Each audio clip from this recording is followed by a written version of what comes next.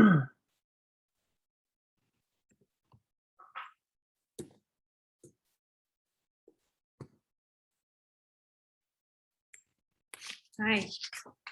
Hello.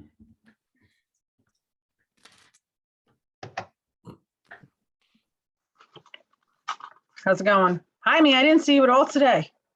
In the office. Being quiet. Being pensive. Yeah. One of those days. Getting out of trouble. Yeah, that's right. Hi, everyone. Hello. Hey, everybody. Oh, Hi there. Hello, everybody.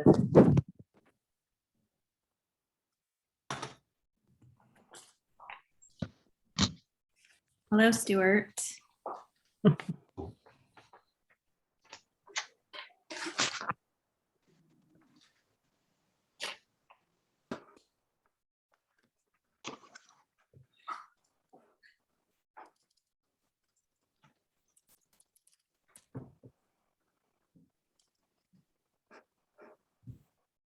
Eric Talbot emailed that he will be running a couple minutes late.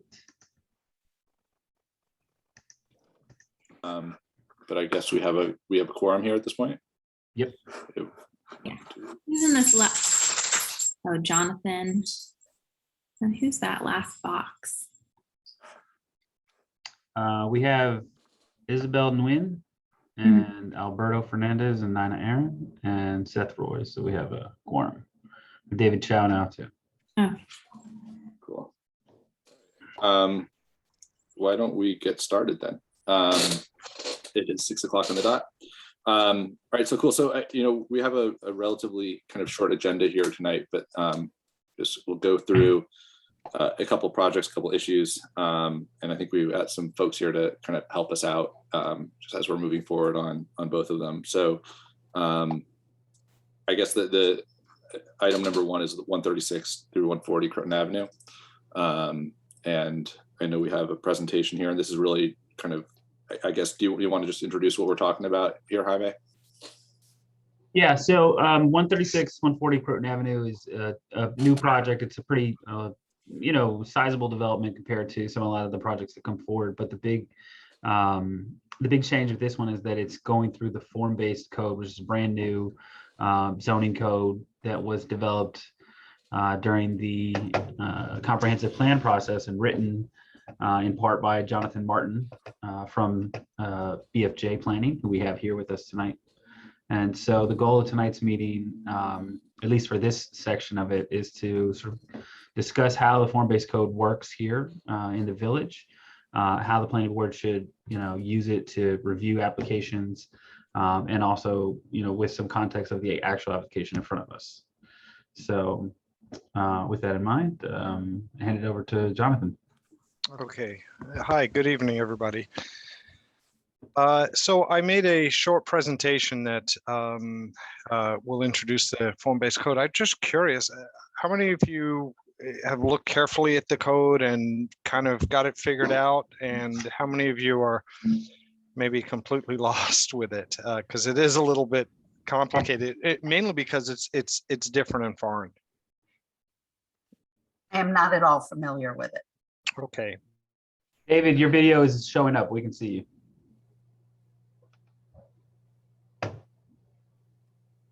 Well, let me pull up the presentation then, and we can kind of go through that. I think I can share my screen.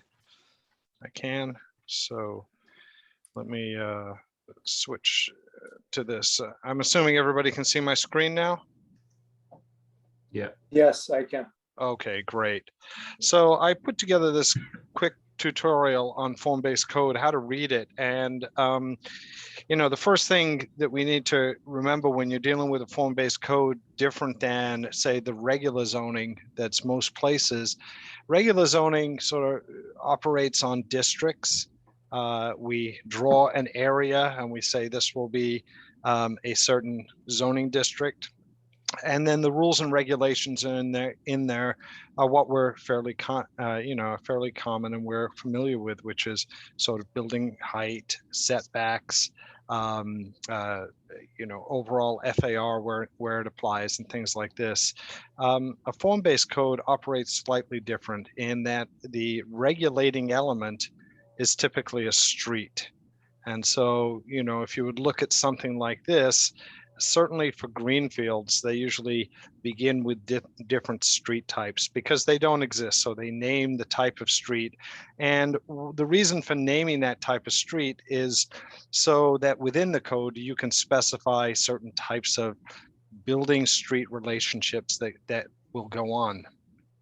In the Austining form-based overlay, they skip naming or designating street types and goes directly to street frontages. And that's mainly because the streets already exist. And what we're really talking about here are the types of building frontages that would be allowable along different parts of, say, Croton Avenue, as you see here.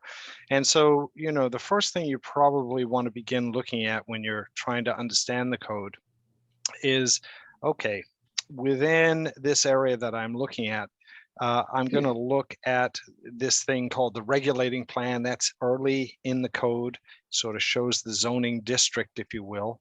And then within that, there are different street frontage types. And you can see here that in this legend, for the CA, the Croton Avenue Overlay District, there are only 2 street types.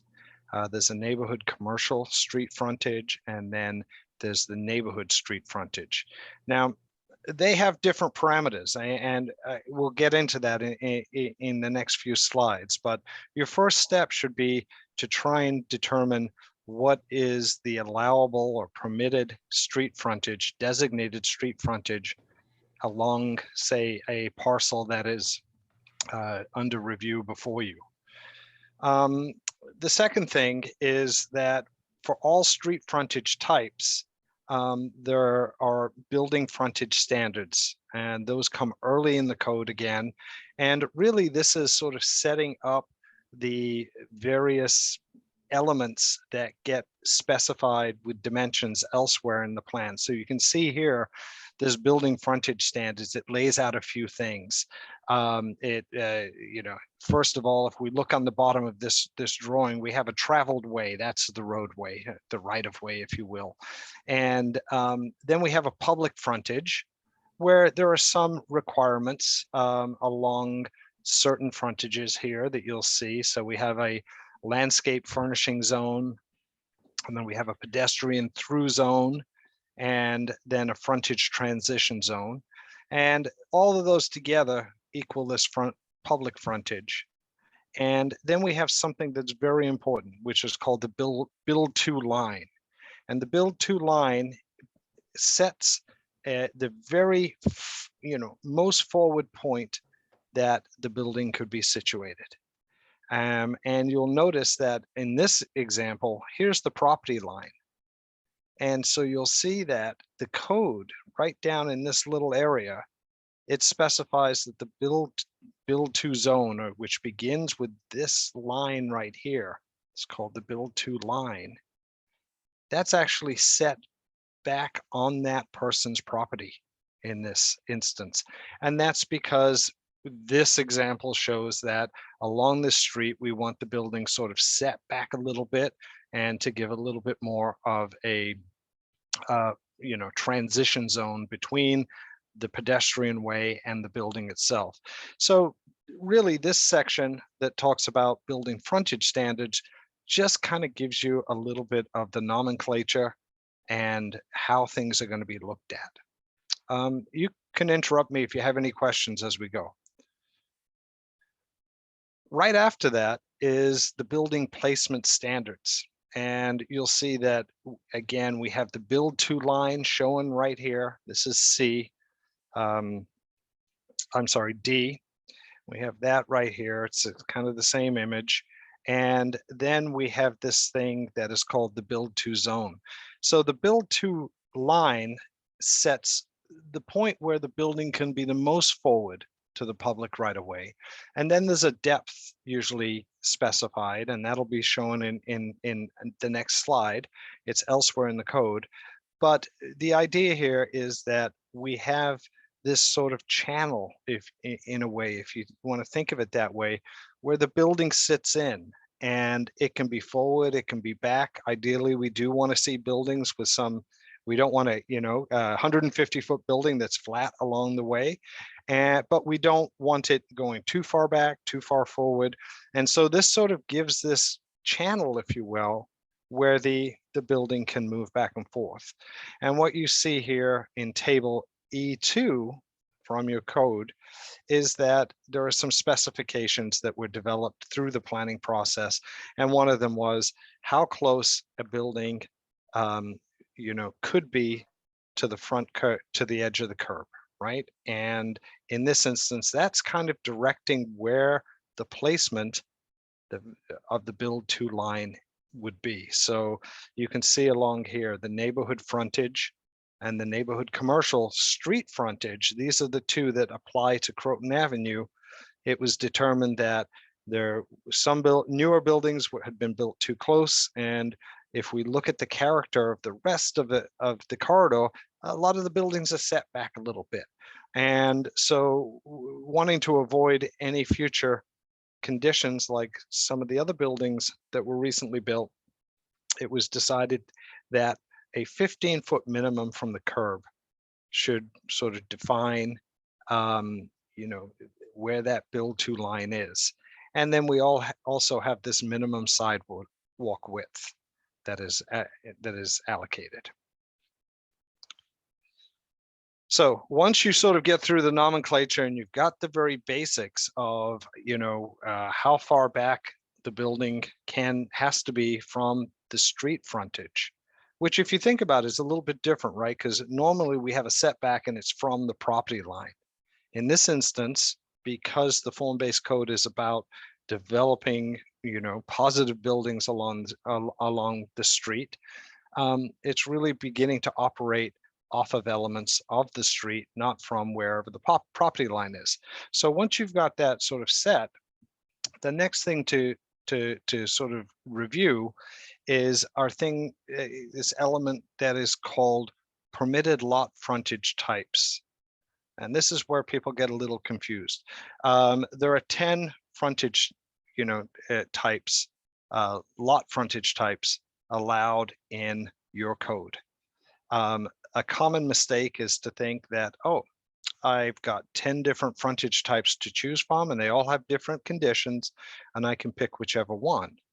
But actually, because we're developing the whole code off of streets and the parameters are set by we did so much mapping and careful observation of what is sort of maybe call it the design DNA of each of those streets.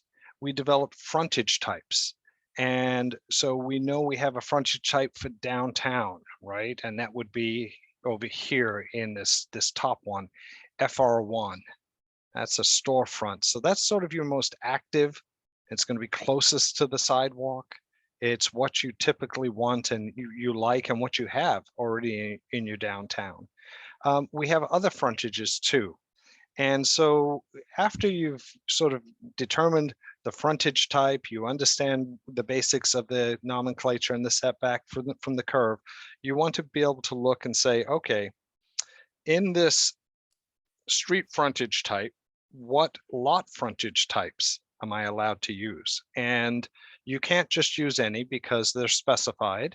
And you'll see that different types of streets. We got just an example here, a type A street and a type B street, and we call frontage type. A frontage type A and a frontage type B. So in this instance, frontage type 1, 2, and 4 are allowed on A, and 3, 4, and 5 are allowed on B. So in this instance, frontage 4 is allowed on both.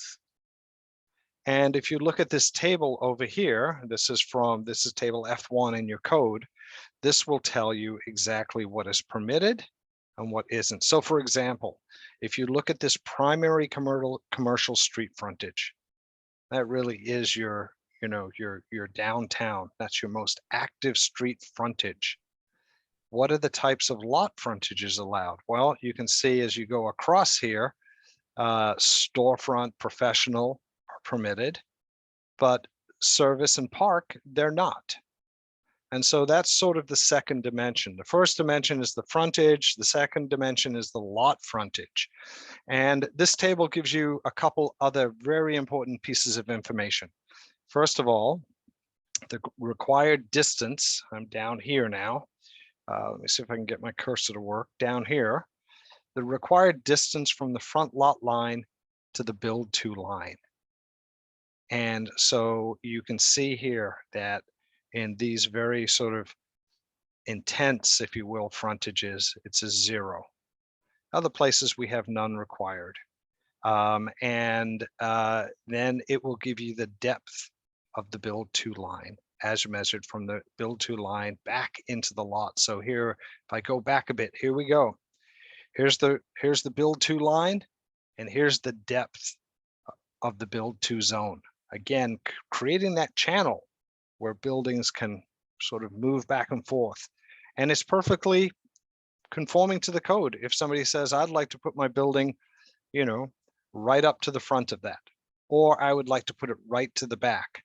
But if you're proud of that, or you're shallow of that further in, then you would not be in conformance, and you would probably need a redesign or variance, or you know, the planning board's a blessing, I suppose. But the idea here is to ensure that buildings behave appropriately and follow the sort of guidelines and the DNA that we're trying to, you know, not replicate the old age buildings there, but to create a pattern, a building form that is conducive to strengthening the public realm. And so that's sort of what's going on. Jonathan, can I ask a quick question on that? Yeah, As certainly. far as how those, other than the build to zone kind of changing, I mean, how else are these frontages, these, you know, lot frontages defined? Oh yeah, that's a great question. And you know, if I go to the next slide here, you'll see that each of the 10 building frontages has a little page to it.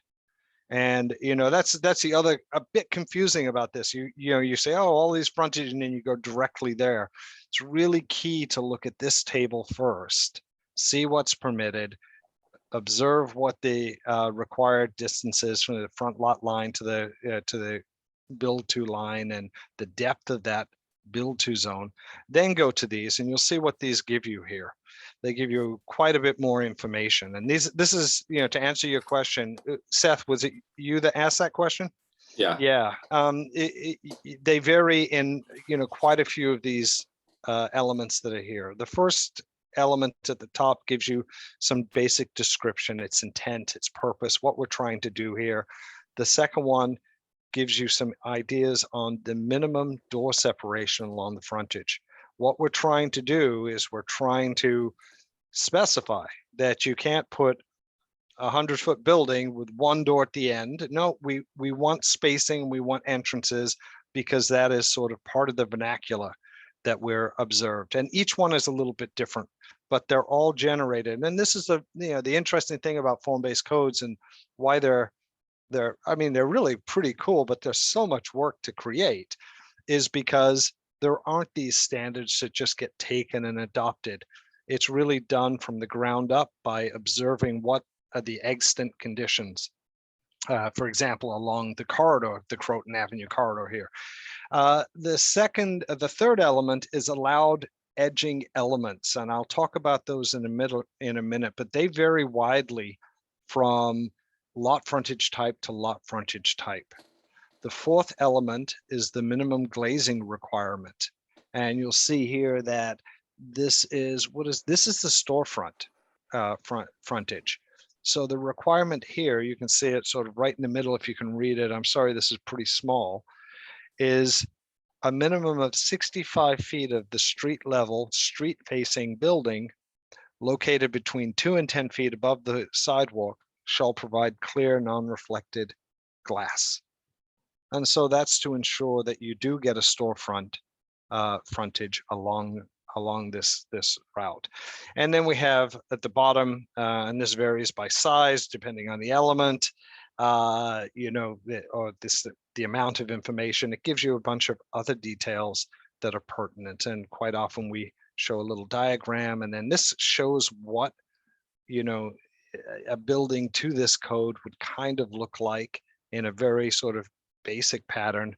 And then we sort of got the reminder here of what's going on in terms of all of those building regulations, the frontage regulations. This is all summarized in the edging anyway, is summarized in this table G1. And so we've got a variety of frontage elements or edging elements along the edge of the building.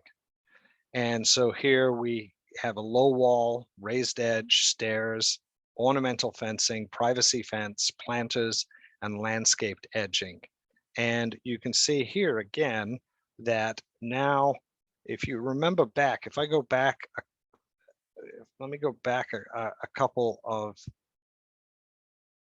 slides here to this, right? You'll see what's going on here down the, you know, down this first column of the table are street frontage types.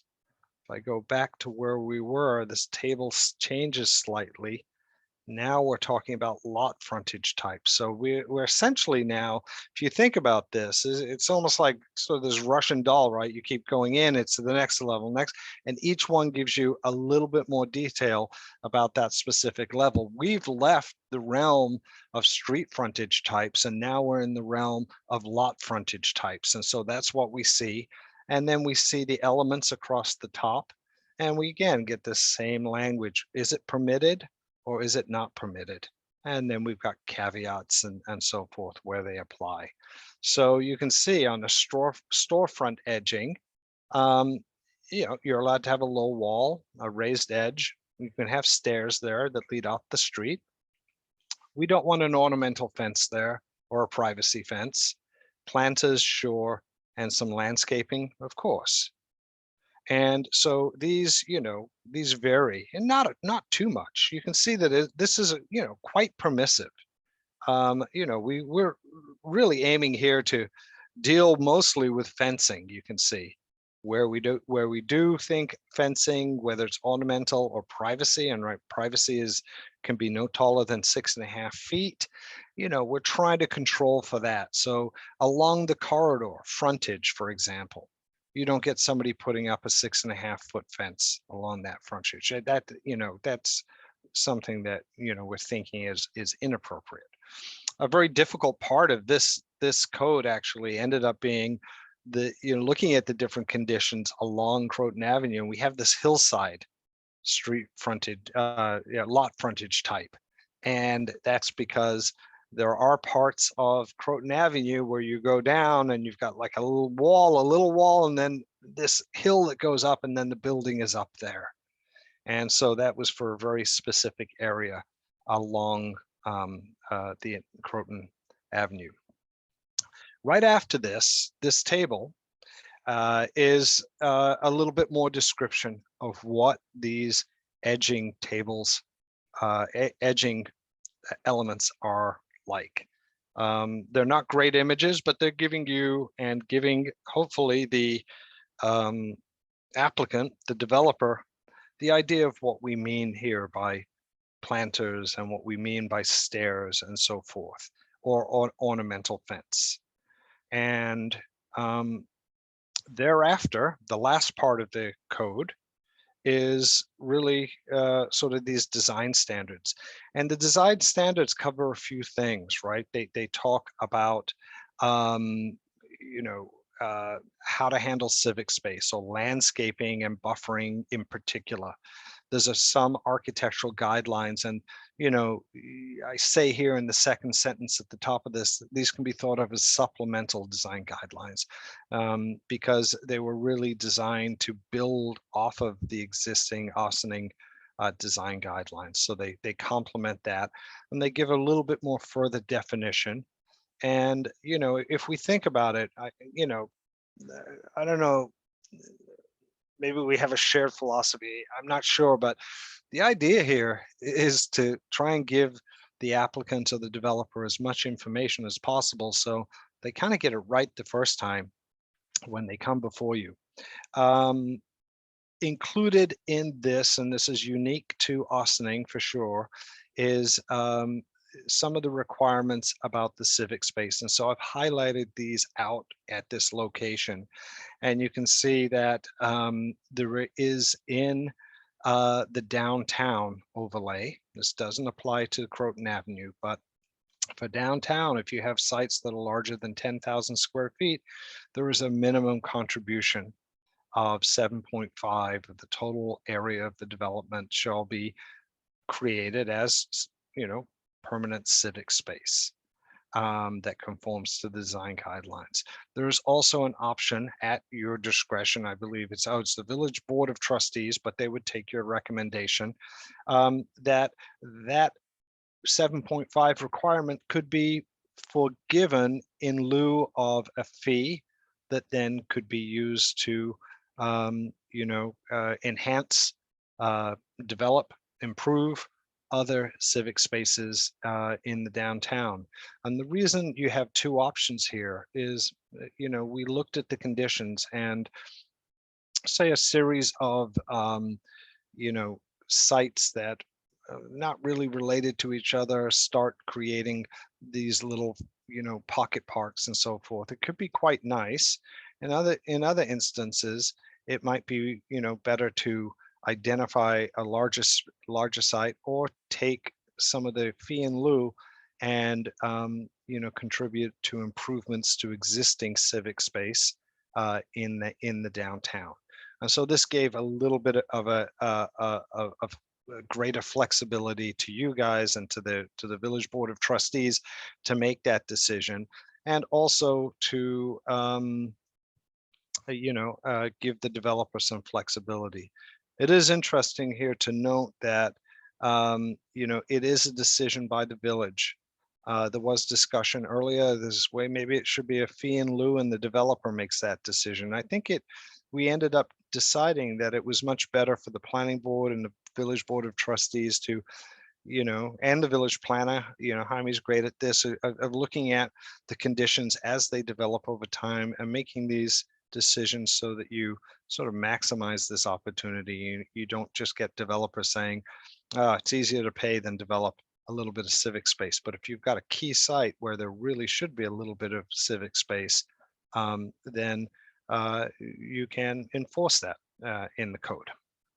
So I think this is my last slide, except for this little handy guide that maybe it'll be helpful to you. But this is sort of a simplified review. It's a summary of what I've just discussed in sort of eight steps, if you will.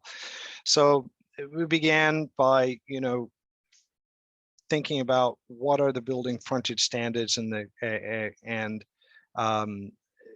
building development standards. These are provided on pages 18, 20 in the code, and you should look at those. The allowable building height is specified on page 21. And there's a density bonus there in the downtown. And so there's some information there. And there's also some of the basic elements that we're familiar with as, planning board members and planners, these things that are a little bit more sort of Euclidean, if you will, from the old type of zoning, a minimum rear and side yard requirement, building coverage, max impervious coverage, etc. And those are on pages 22 and 23. Parking requirements are not specified in the overlay. They're in another section of the code, 2730. But the location and the setback for parking are specified in the downtown overlay and the Croton Avenue overlay, and they're provided on page 24.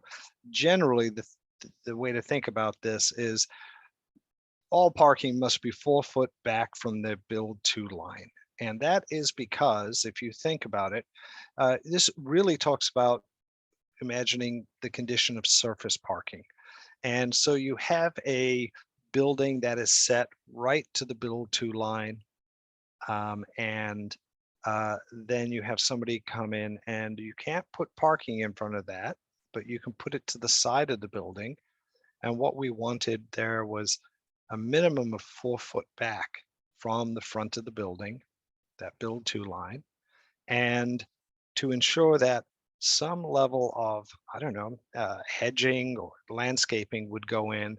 And so that certainly along the corridor or even along your downtown streets, we don't have parking right up to the public walkway, the sidewalk, if you will. And we have some of those conditions in downtown Austining, and this is designed to sort of rein that in a little bit. So you've sort of that basic information. Again, now we're back to the beginning of looking at street frontage types, and each street is specified and it gives you a different street frontage type along different parts of the street. And that's shown very clearly in the regulating plan as we showed at the beginning of this presentation. Pages 9 through 17 in the code, it's like a big map, and then it zooms in and gives you tiles so you can actually read what's going on. So now you've got your street frontage types, allowable street frontage types, so you know what it is. And then you want to go again now to this second level, if you will, of the Russian doll. Open this up, and now you're at the next level, which is looking at the permitted or allowable lot frontage types. And we talked about those, the storefront, the professional, the service, the park, and so forth. And that's provided on that table F1 on page 25. And that also provides those two very important pieces of information, right? The required distance from the front lot line to the build to line. So sometimes we do want a little yard in front, if you will.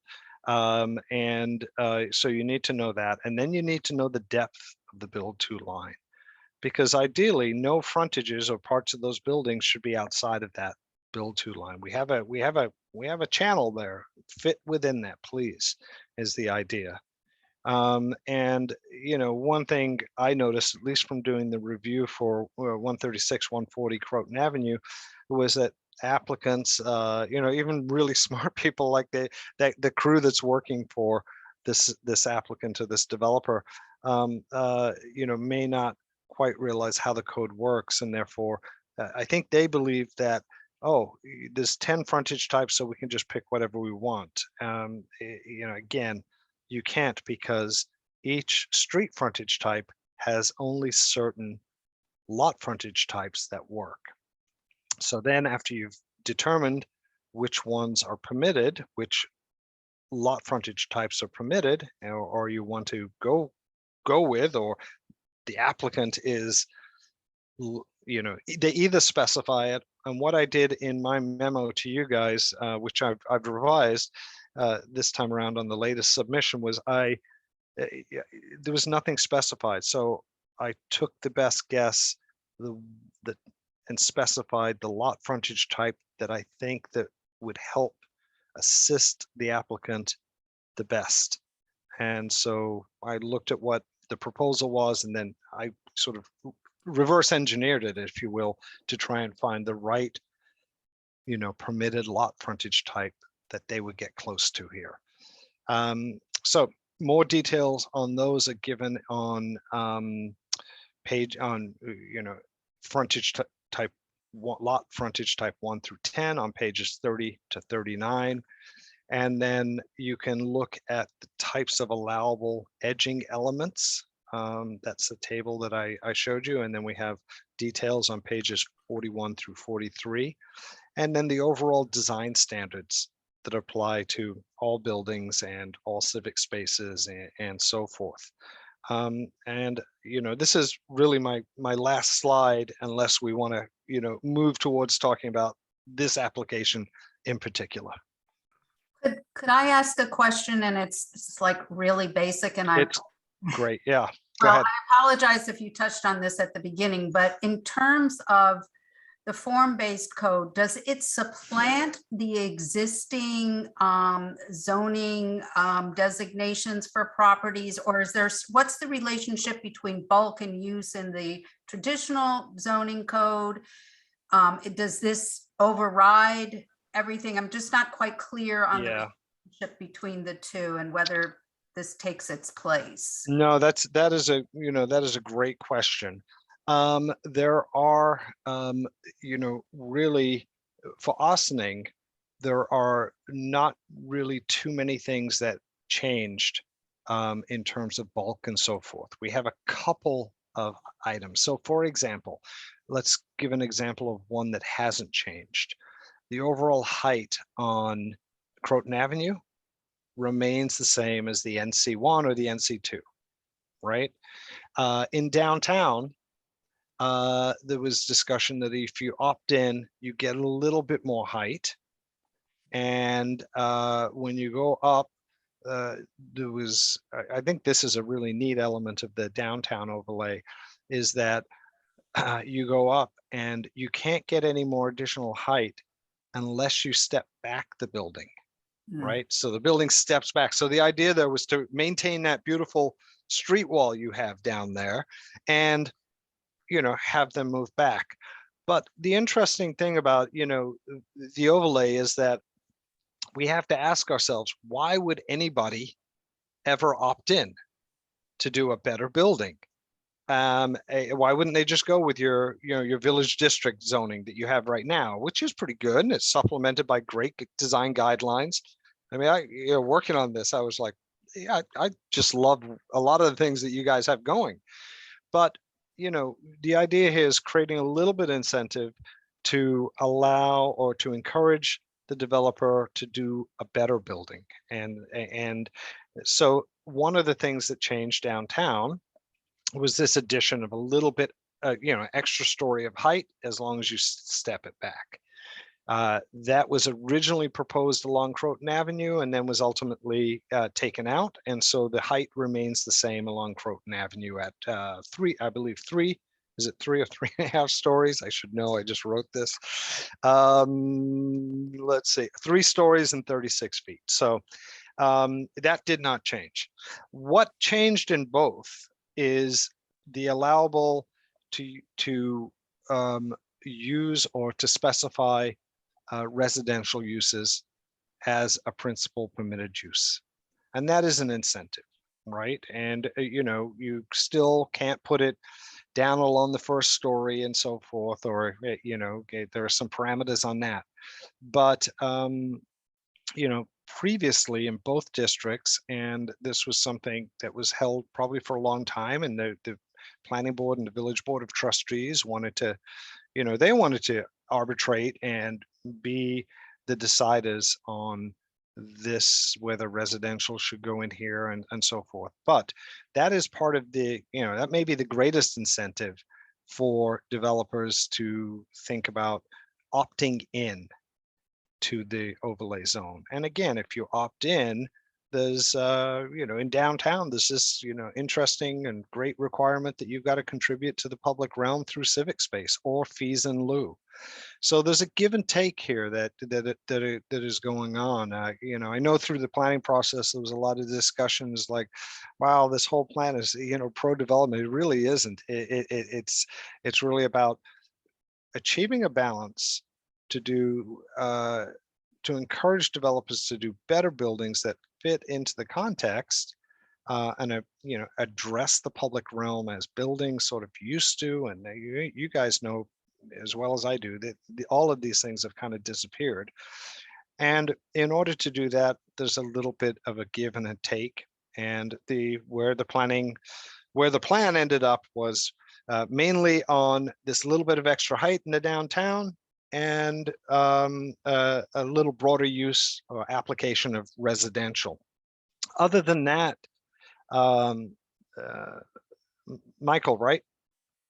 Yeah, other than that, Michael, I think, the basic parameters are, pretty much the same. And you'll see those as you go through. So for example, there is a section on the code that talks about uses, and this is where it gets into saying something slightly different than the NC1 and the NC2. All of a sudden developers are looking and, oh, wow, you mean I don't have to go get a special permit or a conditional use to do residential? Okay, now okay, what have I got to do for that? then they've got to do a bunch of things like fit in the build to line and zone and make a good looking building, etc. All those design supplemental development lines, design guidelines, design regulations. So it would be great. Would you be able to share your presentation like with the board so that we could sort of refer to it as a quick and easy reference? That was the whole idea. Yeah. Okay. Okay. Yeah. So I will definitely put this in a PDF and send it off to Jaime. And if you have any questions, I can certainly answer those. That would be great. And I just really want, I don't want to hold things up, but really quickly, why would, I mean, I know there's some communities in Westchester that are opposed to this sort of zoning sort of vehemently. I've seen at farmers markets and, you know, petitions, and it's just why, I mean, is it wrong to call it contextual zoning, and why would a community be opposed to that sort of zoning? Well, I think, I don't know, you know, this, I'll say a couple things. First of all, this is an approach to zoning that is spreading like wildfire across the country. Does that mean it's right for every situation? No. And again, if you think about it, the reasons why people might be opposed to it probably have to do more with the individual parameters that are set out in that particular code that they find sort of distasteful. So for example, you know, if the quid pro quo, if you will, the give and take is, you know, too much. So for example, in the downtown, if we had said, we got to do this and it's going to be 7 stories and so forth, you know, that was never a point of discussion. It was always about being, as you said, contextual. So some places might, you know, begin to feel that the overall balance has become unbalanced, and so they may oppose it. Another reason why they may not like it is because they may think that you know, one of the way they're currently handling through development is through I guess standard Euclidean or standard zoning and a design review process. Now in Ossining, all buildings that have to go through you guys, the planning board that serves as the architectural review board, is that right? Yeah, so you're both one and the same. And in that instance, you know, you're sort of doing all 3 of those things. You're specifying to help the developer get it right. Then you also have an independent design review process. But other places might just think, you know, we're actually quite fine. And, you know, having maybe innovative buildings come in may not be bad for us. And we can make those decisions. Thank you very much, in a way. On the other hand, you know, architects may not like them. Why? Because they're specifying to a certain form of building, and they want to be very creative, and the next Le Corbusier or something like this, right?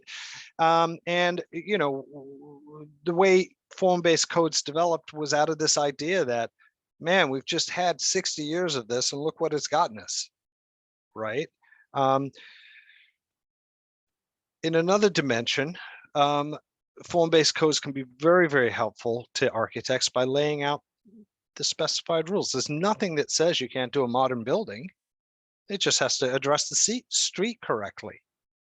A great example of this is what happens when we see Rite Aids or CVS's come into small villages, and they come in and they say, no, if you want us, because you kind of want that tax money, right? This is our plan, and it's on a corner. Let me pull out my corner plan. And it's the same one we did in Lubbock, Texas, and Phoenix, Arizona, and wherever. This is how we do it. Take it or leave it. We'll negotiate a few things. Form-based code would, you know, prohibit that. And so what this is kind of doing is trying to, you know, go back to a time maybe where, we didn't need rules and regulations, so to speak, because architects and developers thought positively, or they just thought about contributing positively to the public realm. And it's interesting. Other places, like, you don't need form-based codes in Denmark, I'll tell you. They just, they've still got it in a way. We've become so laissez-faire, and we've been so concerned about value engineering and orientation towards the automobile that we've developed I don't know, architectural grammar that people are finding less conducive to building a stronger public realm. And I think that's sort of what's going on. There's lots of other things maybe that people find objectionable to them, but handled correctly, again, it doesn't mean every building is going to come out like Victorian, or like you can do a lot. And I've spoken to quite a few architects who said, actually, you know what, this makes great sense. And it actually helped me because now, the parameters are such. And quite often the parameters are, we're seeing the disappearance of 20-foot front yard requirements. So in a way that gives the architect and developer a little bit more space to work with. So there's positives and negatives. That was a great question. I'm sorry I went on so long. Thanks, Jonathan. I do have a question just about process in terms of how these look when they come to us, and the degree of viewing. I think all of us are familiar with the zoning analysis, and that everything is, we see what you need a variance for parking, you need a variance for area, whatever it is. Is there a similar process for this? I mean, is there like a you kind of talked about the presentation that you received from Croton Avenue and kind of some confusion about. I mean, is there a tabular analysis where like they have to say this is the street frontage? All right, so these were my we chose this lot frontage because this was available based on this table. And we are choosing, this is kind of defining the buildable area, defining all of those things in some sort of either a diagrammatic plan or tabular analysis. Is there a way to make this kind of visible and straightforward? And I guess in part of that, I'm assuming that review is happening at the village staff and village planning level before it comes to us. Yeah, and this may be as much a Jaime question as well. I just kind of. Yeah. So I mean, to be quite honest, this being the first project, we are working pretty closely with BFJ to help us get a handle on how we're doing this. So this, even though we've gone through it a couple times, this is actually pretty informative to me. You can see kind of the bare bones of what that framework is, right? So figuring out this, what's the street frontage and the property frontage, and breaking it down by the different classifications. And then I know, as Jonathan was doing this analysis and in his memo talked about how much of the facade on the streets on the, not on Croton Avenue, but on the other two streets, how much was covered by a certain amount of fenestration, different things of that nature. So, that's the part I think where we need to dig in and figure out how do we make that easier to understand, whether that's putting it in a spreadsheet that we can go through and check the boxes or not. So, but it's a learning process for us as well right now. Yeah, the other thing we we could do, with Jaime's approval or whomever, we could convert this presentation into a small little guidebook that could be handed out. A few pages could be handed out to prospective property owner or developers, whoever it might be, so they kind of get it right the first time. Form-based codes are not that complicated. They're just so different than the way we've been doing things. So there is a bit of a learning curve. If you have a second, I can show you how I approached reviewing that parcel, and it might give you guys an idea of how to go about it. I don't know what your agenda is tonight, so I don't want to take up any more time than I have to. Yeah, I think we could have just 5 minutes. Okay. Just to look at that, because I think that's an important project, and we are looking at that next week. Okay, sounds good. So I'll go back to my slideshow here. Everybody can see my screen, I'm assuming. And so here is the original submission. This is in September, mid-September, I guess, mid to late September. And the first thing I did was sort of take their site plan and then draw on the parameters that are really important for the form-based code. And that is this required curb setback, right, that we talked about. And then where does the build to line occur? And where does the back of the build to zone end? And then we just sort of went along here and looked where the building sort of fits within that to begin with, very basic. And here you can see that, you know, the variance was going to be needed at this location and also at this location. Probably before that, I began to look at the types of frontages they are. What's interesting or great about this project, at least in this instance, it was fortuitous for me, was to look at and say, boy, they set this back about 10 feet, and that's perfectly suitable, and it's landscaped. That's perfectly suitable for the possible, you know, yard lot frontage type, the F10. And here I sort of looked at this and said, you know, looked at the parameters and said, yeah, this is kind of, it's got a forecourt here. Does that work? Would that work under the F5 or the four possible, you know, forecourt lot frontage type? This is a store, so this would be allowed here. And what are the parameters of the store frontage, the neighborhood store frontage, which is the frontage 7, so forth. So I did that.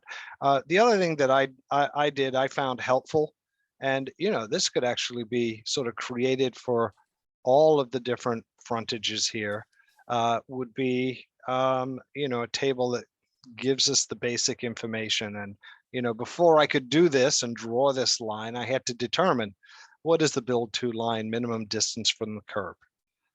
What is the minimum distance of the build to line over here from the front lot line, right? And it varies and so forth. So you have to look this up. But you can see here, it's 10 foot for all frontage types permitted on this street frontage, except 20 foot for the yard, and so forth. The depth of the build to zone, right, you know, right below that here. The sidewalk minimum width, the maximum building height. Some of these other things didn't apply. Well, was residence permitted on the first floor? Yes, yes. Impervious surface and so forth. Some of these other basic things.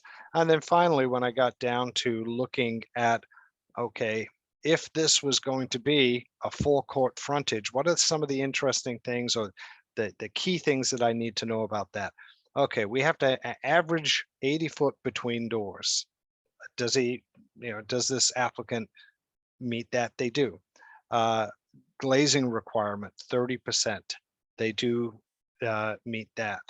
And then garage doors prohibited within the build to zone. So if we look at this garage door is not in the build to zone. It's behind it. Technically legal by the code, conforming to the code. These two entrances right here are within, in fact, they're right on the build to line. They're within the build to zone. And it says here that they are prohibited within the build to zone. You're taken from the code, from all those pages that I showed you. And so for this, they would either need to redesign or they would need to you know, ask for a variance. The other very sort of, you know, minute detail here is that you'll see this other blue line here, which is the required parking setback. And that's essentially 4 foot back from the build to line. And this application has parking within that. Very slight thickness of a wall, and then probably a foot of the parking space. Technically not conforming, would need a variance. You know, in the memo that I wrote to Jaime, you know, I said, we don't see this as a big deal. The idea here, again, was, if you remember, setting that parking back for surface parking. So you didn't have parking at the same front edge or the side edge of a building.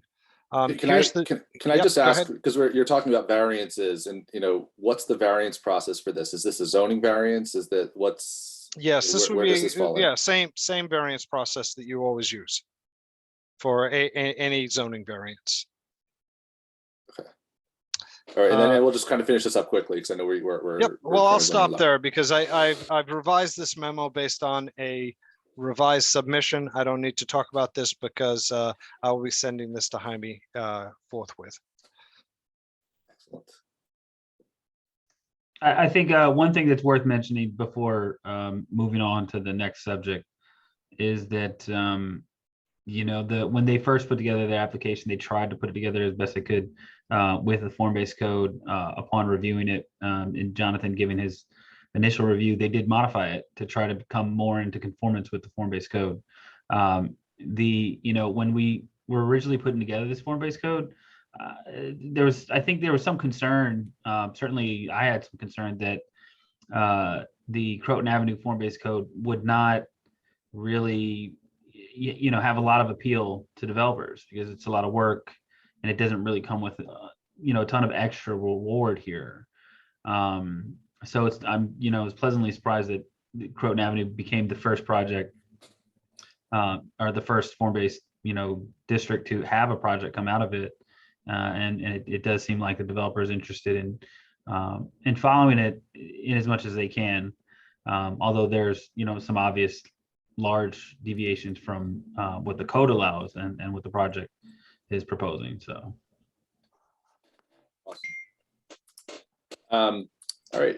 That was super helpful and informative. And I guess we'll be looking at this project next week. So I think this will kind of make it a lot easier to talk about. Amanda, I don't know if you're about to, okay, sorry. So you went off. Sorry. Thank you, Jonathan. You're welcome. Okay, thank you, guys. Is that it? Good night. That's it. Thank you so All much. right, take care. Thank Good luck. you, Jonathan. Thank you. Bye-bye. All right. All right, cool. So I think next on our list was we were going to have a conversation about some of the changes at 14 Water Street. So Jaime, if you want to just kind of give us the overview there.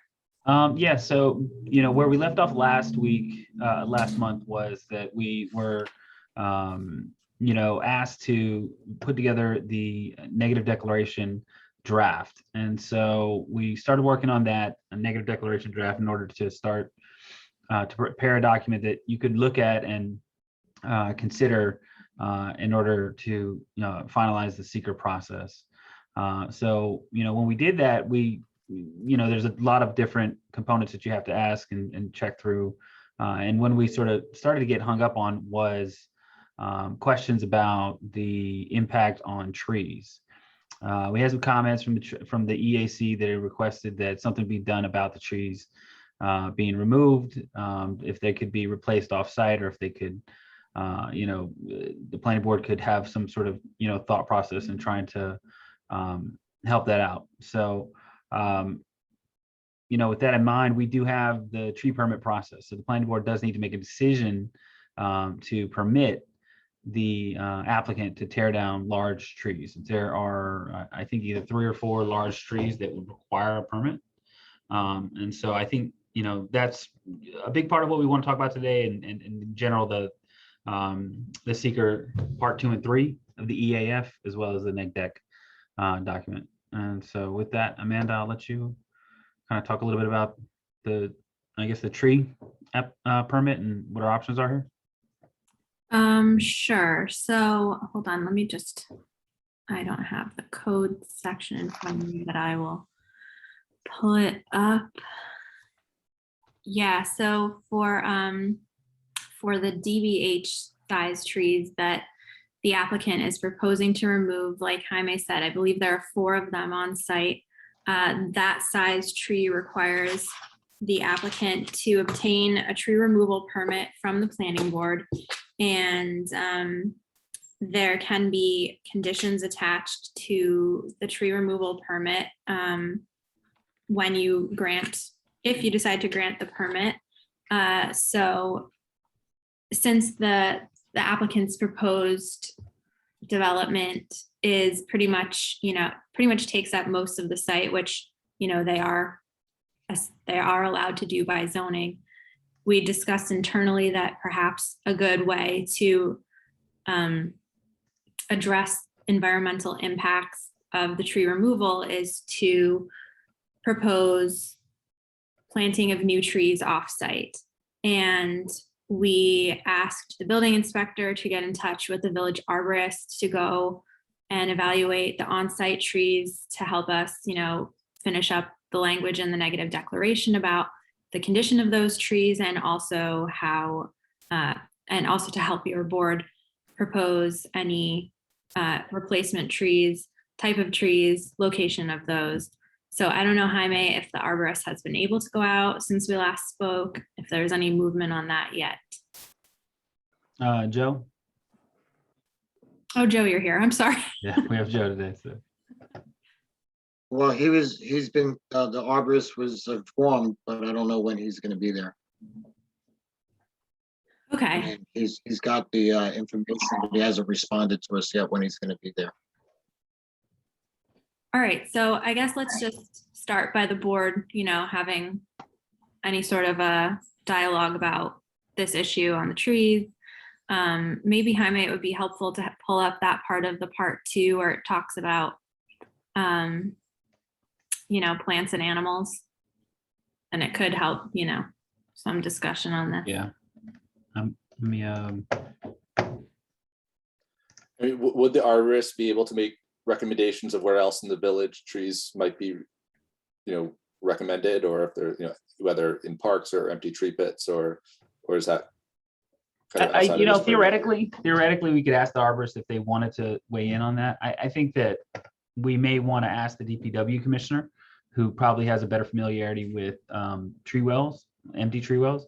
I did a survey of the area down by the train station on both sides of the tracks. And so there are, I think, like 3 or 4 dead tree wells in the parking lot on the east side of the track. There's, of course, the park on the waterfront, which has trees, but doesn't have a ton of trees. So there's some opportunities over there.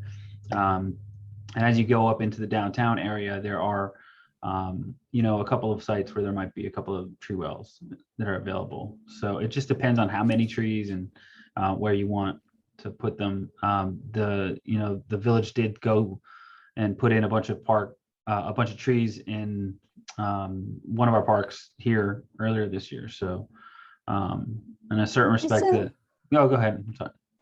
I was just going to say, isn't there push? I mean, isn't the village wanting to put more trees down in that neighborhood? Did I hear that right? That is something being planned? I mean, regardless of whether there's tree wells there now. So I think there's an expressed desire, but I'm not aware of any plan right now that has been put together to, to take away parking spaces and convert them to tree wells, or to sort of create tree wells in between the parking spaces. May I just correct one thing? I apologize, folks. Yes.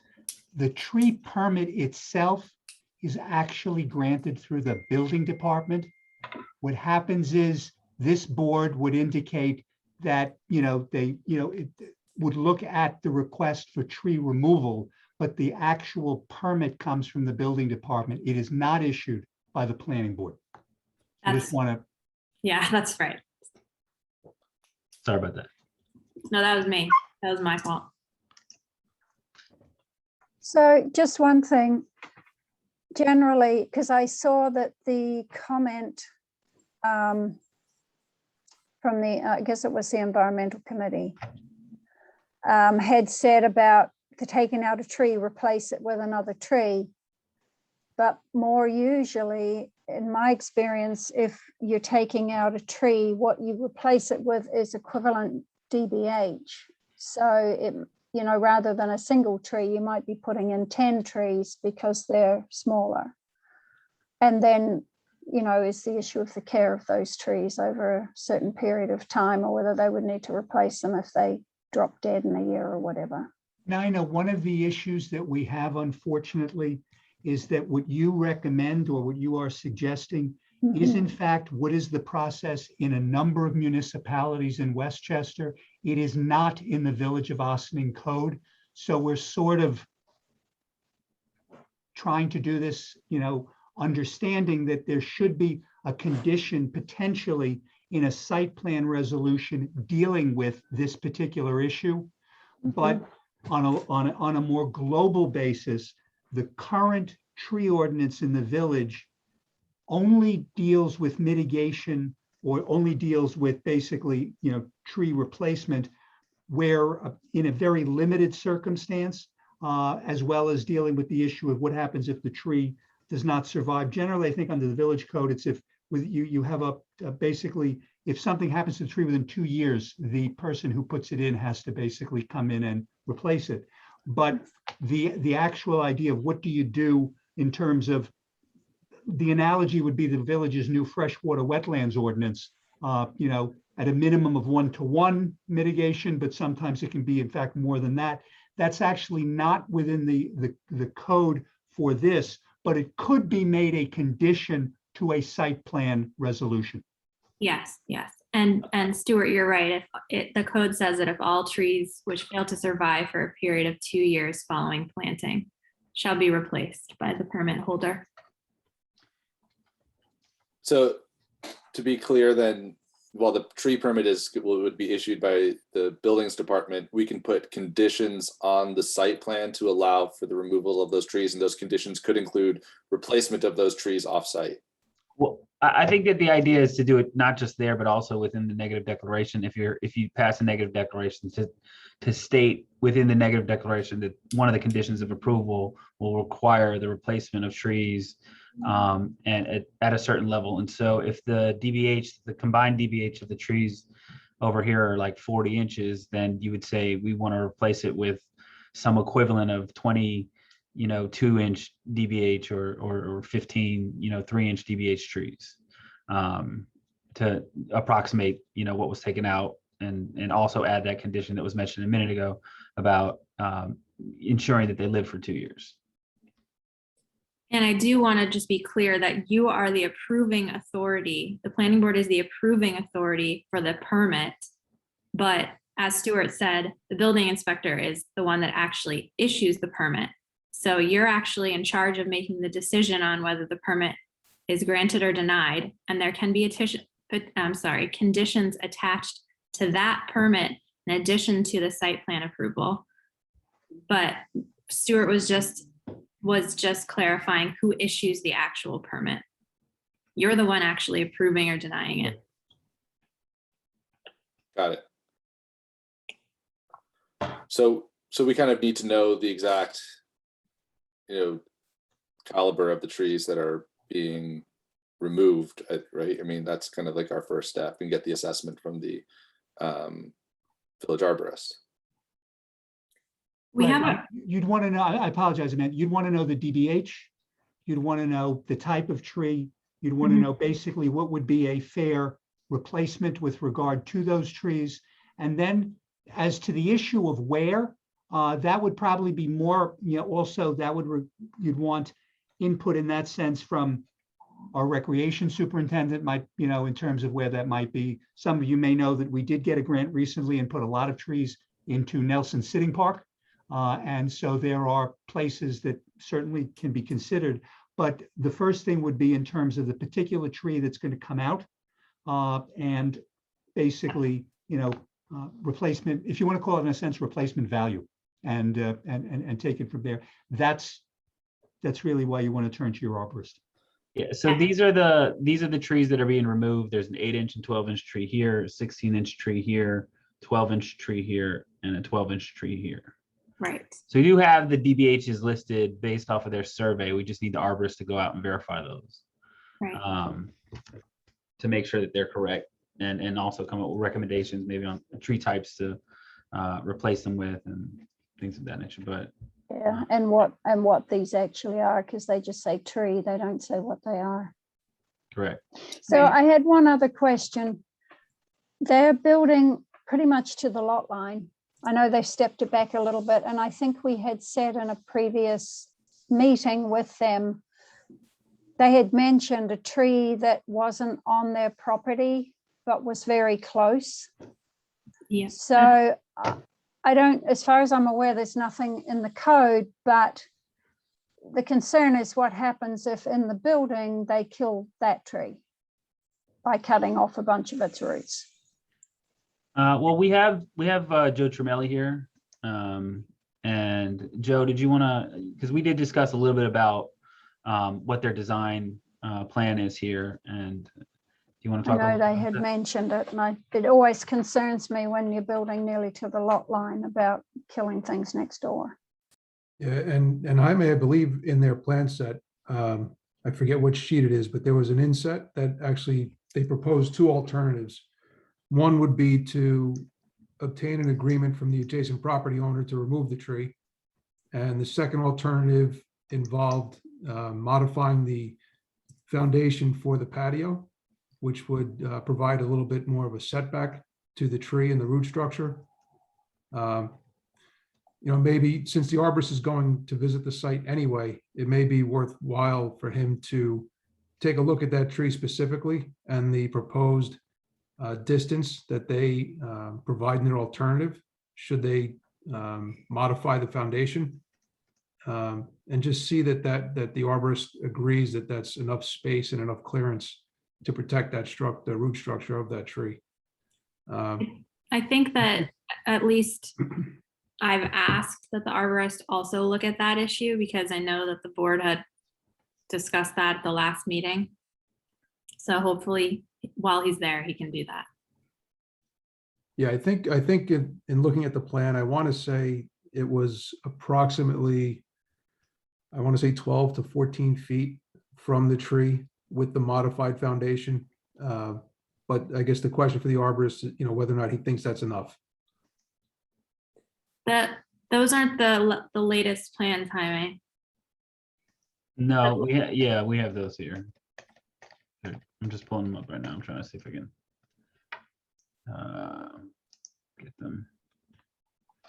This is the planning set, but it doesn't have the trees on it. Is it on the next page of the agenda by any chance, Jaime? There's a long list of. Yeah.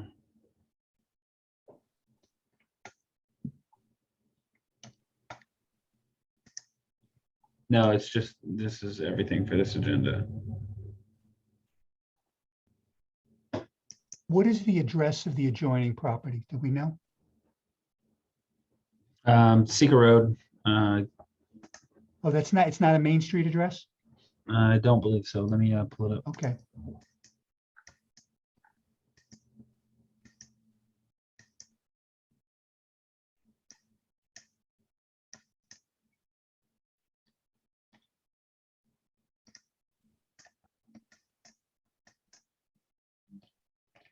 So you're talking about the property behind it or the property next to it? I'm talking about the property where the tree is.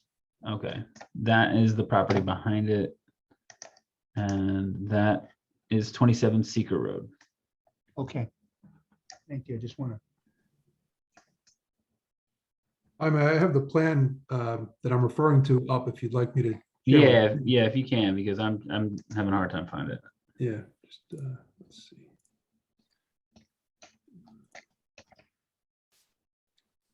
Okay. While you're pulling that up, I know this tree's on a different property. Is there any condition that we can put that if that tree doesn't survive, you know, there's some sort of replanting? I mean, we can't, you know, it's not somebody else's property. We can't tell them they need to put a tree on somebody else's property, but. I think that the way to approach it would be to have the applicant establish some tree protection measures for the construction process. And I've seen some very robust tree protection measures in other municipalities for similar situations where there's a really important tree that needs to be protected. That could be a reasonable addition to any approval. Since it's not on their property, I don't think that you could ask them to replace the tree if it were not to survive. I don't know, Stuart, do you think? But you could possibly do something, Amanda, similar to what I think was done with regard to Birchbrook Manor and the adjoining property there. There's essentially an agreement with that property owner. I know there's an access agreement, and it may be that may be something that would have to be worked out between those parties. But there could be a role, you know, set that the planning board could play with regard to that. Because the idea is not to basically come and do the construction and essentially take down what appears to be the largest of the trees that are there. Yeah. Right.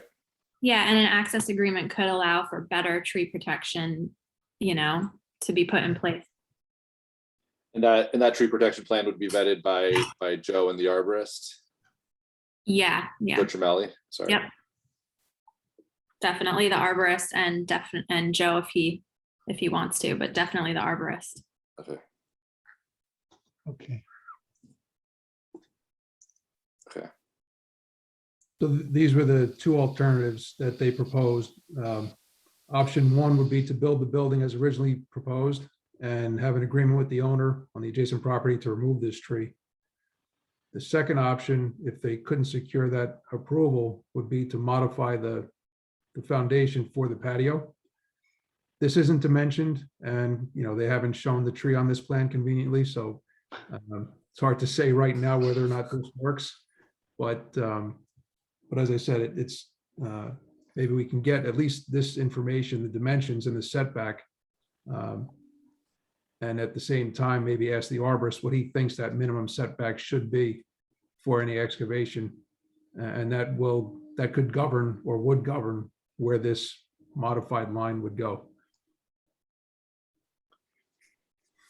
Yeah, in my mind, these issues are very connected. So if there's a permit to remove the trees that are on his property, to me, I think it's important to do whatever they can to save this one tree that's the biggest tree in the area that's going to, that's threatened by this development. And I think that, so, option, I guess one, the jog seems to make sense if the professionals feel that could be done in a way that would save that tree.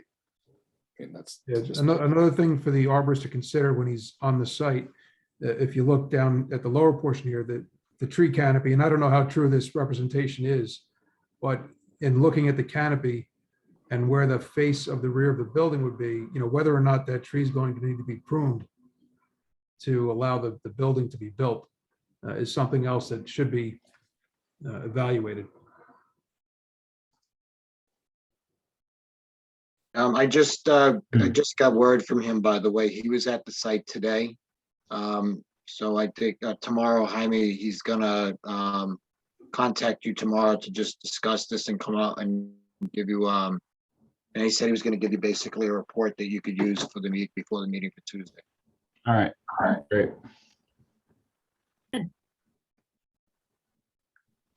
cool. All right, I mean, do we have any other questions on this right now?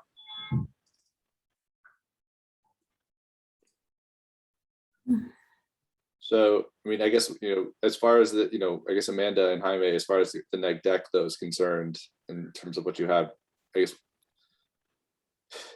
do you have enough to put conditions in there at this point? I mean, if we're with the tree removal portion?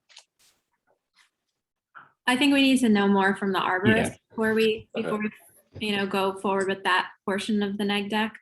But I think it would also be helpful for us when continuing to draft the neg deck, if we could just make sure that the board understands, the parts 2 and 3 analysis, because that's the meat and potatoes of drafting the reasons in support of the neg deck. So that was the other purpose of adding this item to the agenda tonight, was just to go through those sections of the EAF with you all. I mean, some of it is really easy. Some of it is pretty much irrelevant for this site, but it would just be helpful to kind of go through that analysis. This is, Yeah, this is that sounds good. Okay. So All right, so can everybody see? this is the part 2 of the full environmental assessment form. And so essentially what have to do is kind of go through and figure out, where all of these different items land. So we have a couple options. Either we can kind of fill this out. I would fill it out and you kind of take a look at it and review it and see if you have any changes, or we can kind of go through it together. It really depends on how you want to handle it. Yeah, I mean, there, I know there's some relevant and some less relevant sections. So maybe we kind of start going through it a little bit together. I don't know, Amanda, if you have a suggestion there. I think that, Jaime, if you want to highlight that the areas that are definitely, the whole purpose of this is to say there are environmental impacts or there are not environmental impacts, so we can probably highlight the categories that we will definitely be answering no on, and those require no discussion. So if you want to scroll down. Yeah. All right. So starting with impacts on land, the proposed action may involve construction on land where depth to water table is less than 3 feet. That's a no. The proposed action may involve construction on slopes of 15% or greater. No, it could be no or small impact may occur. But I do believe that the slopes are a little bit greater than 15%. So we'll come back to that one. The proposed action may involve construction on land where bedrock is exposed or generally within 5 feet of existing ground surface. I think that's a no. The proposed action may involve the excavation or removal of more than 1,000 tons of natural material. That's a no. Proposed action may involve construction that continues for more than 1 year or in multiple phases. No. Proposed action may result in increased erosion, whether from physical disturbance or vegetation removal, including treatment by herbicides. That's likely a no. But again, that's one of those things that we can come back to. The proposed action is or may be located within a coastal erosion hazard area, and that's a no. The impact on geological features. Wait, Jaime, before we go through all the subsections, I think maybe like impacts on surface water. There's no surface water bodies, there's no wetlands. So let's say no on that. All right. And then we can come back to like the more granular.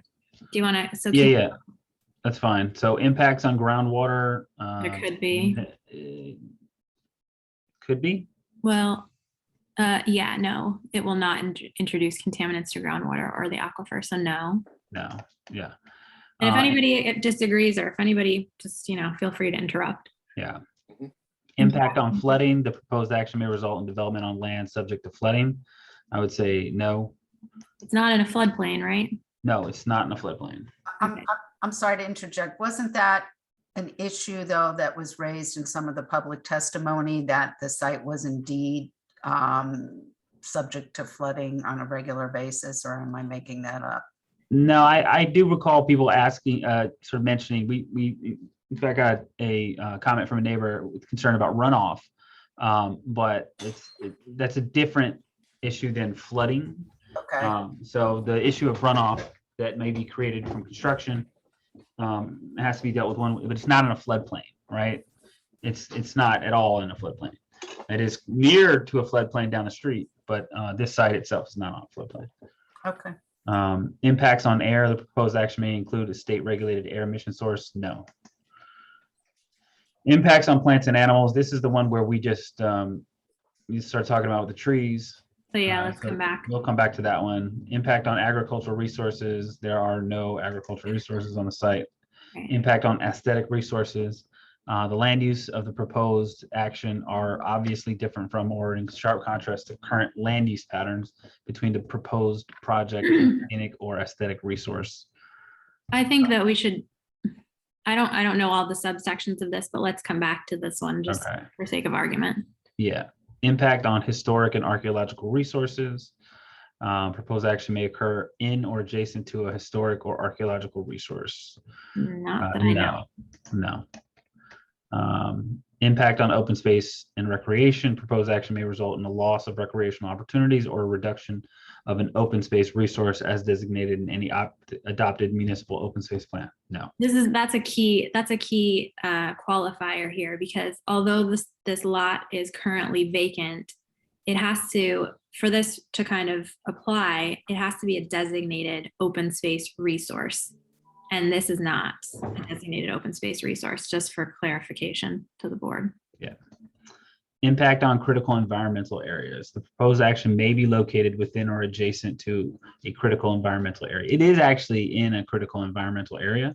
I Oh. believe the Hudson River Valley is a critical environmental area. Okay. But it's not going to, you know, if you read down here, like he might say it's located within, yes. But if you go and say the proposed action may result in a reduction in the quantity of the resource or characteristic, which was the basis for the designation of the CEA, you can say no there, and the proposed action may result in a reduction in the quality of the resource or characteristic, which was the basis for the designation of the CEA. And that would also be a no. So this is an instance where you would say yes, but also follow up with no or small impact may occur. Right. Impact on transportation. We need to come back. Yeah. Yeah, we can come back to that. Impact on energy. The proposed action may cause an increase in the use of any form of energy. Yeah, that does not. N- No, I mean, because No. this has existing connections to, you know, to internet, to electricity, et cetera. I don't think it'll be an effect on the grid in any way.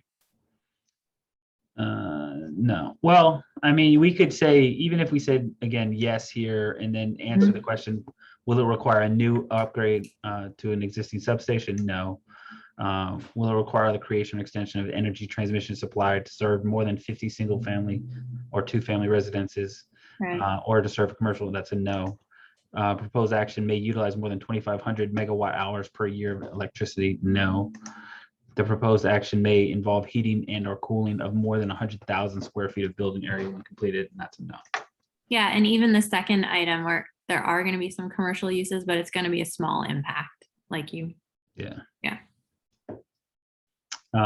Impact on noise, odor, and light. The proposed action may result in increase in noise, odors, or outdoor lighting. So it could, right? So then, Especially during the construction process. This usually is a yes whenever there's new construction. And then we go through them. yeah. And so going through it, the proposed action may produce sound above noise levels established by local regulation. And so the question here is it, you know, moderate to large impact or no small impact? I think that, go ahead, sorry. Yeah, I would say normally when you're talking about construction, you would say no or small impact because it's only temporary in nature. Yeah, and when I, you know, elaborate in the reasons and support, we make sure to note that any sort of construction activity would be regulated by, you know, building permits, and the building department would, you know, make sure that they follow code requirements for when construction can take place, and, you know, all the sort of permit requirements that go along with that. So deep, you know, noise regulations and whatnot. That would be in the supplementary document. So following that along, the proposed action may produce sound above, the proposed action may result in blasting within 1,500 feet of any residence, hospital, school, licensed daycare center, or nursing home. It's no. They're not blasting. Is that confirmed? It's not confirmed, so I can go back and confirm that, but I don't know why they would need to blast. That's a fair question, though. Joe Tremelli, do you have any indication on their plans of them blasting? I haven't seen anything or heard anything indicating they would, but I wouldn't rule it out. Maybe the same way you would address the noise, Amanda, could you have language in there that should they determine that blasting is required, it would be performed in accordance with the blasting ordinance?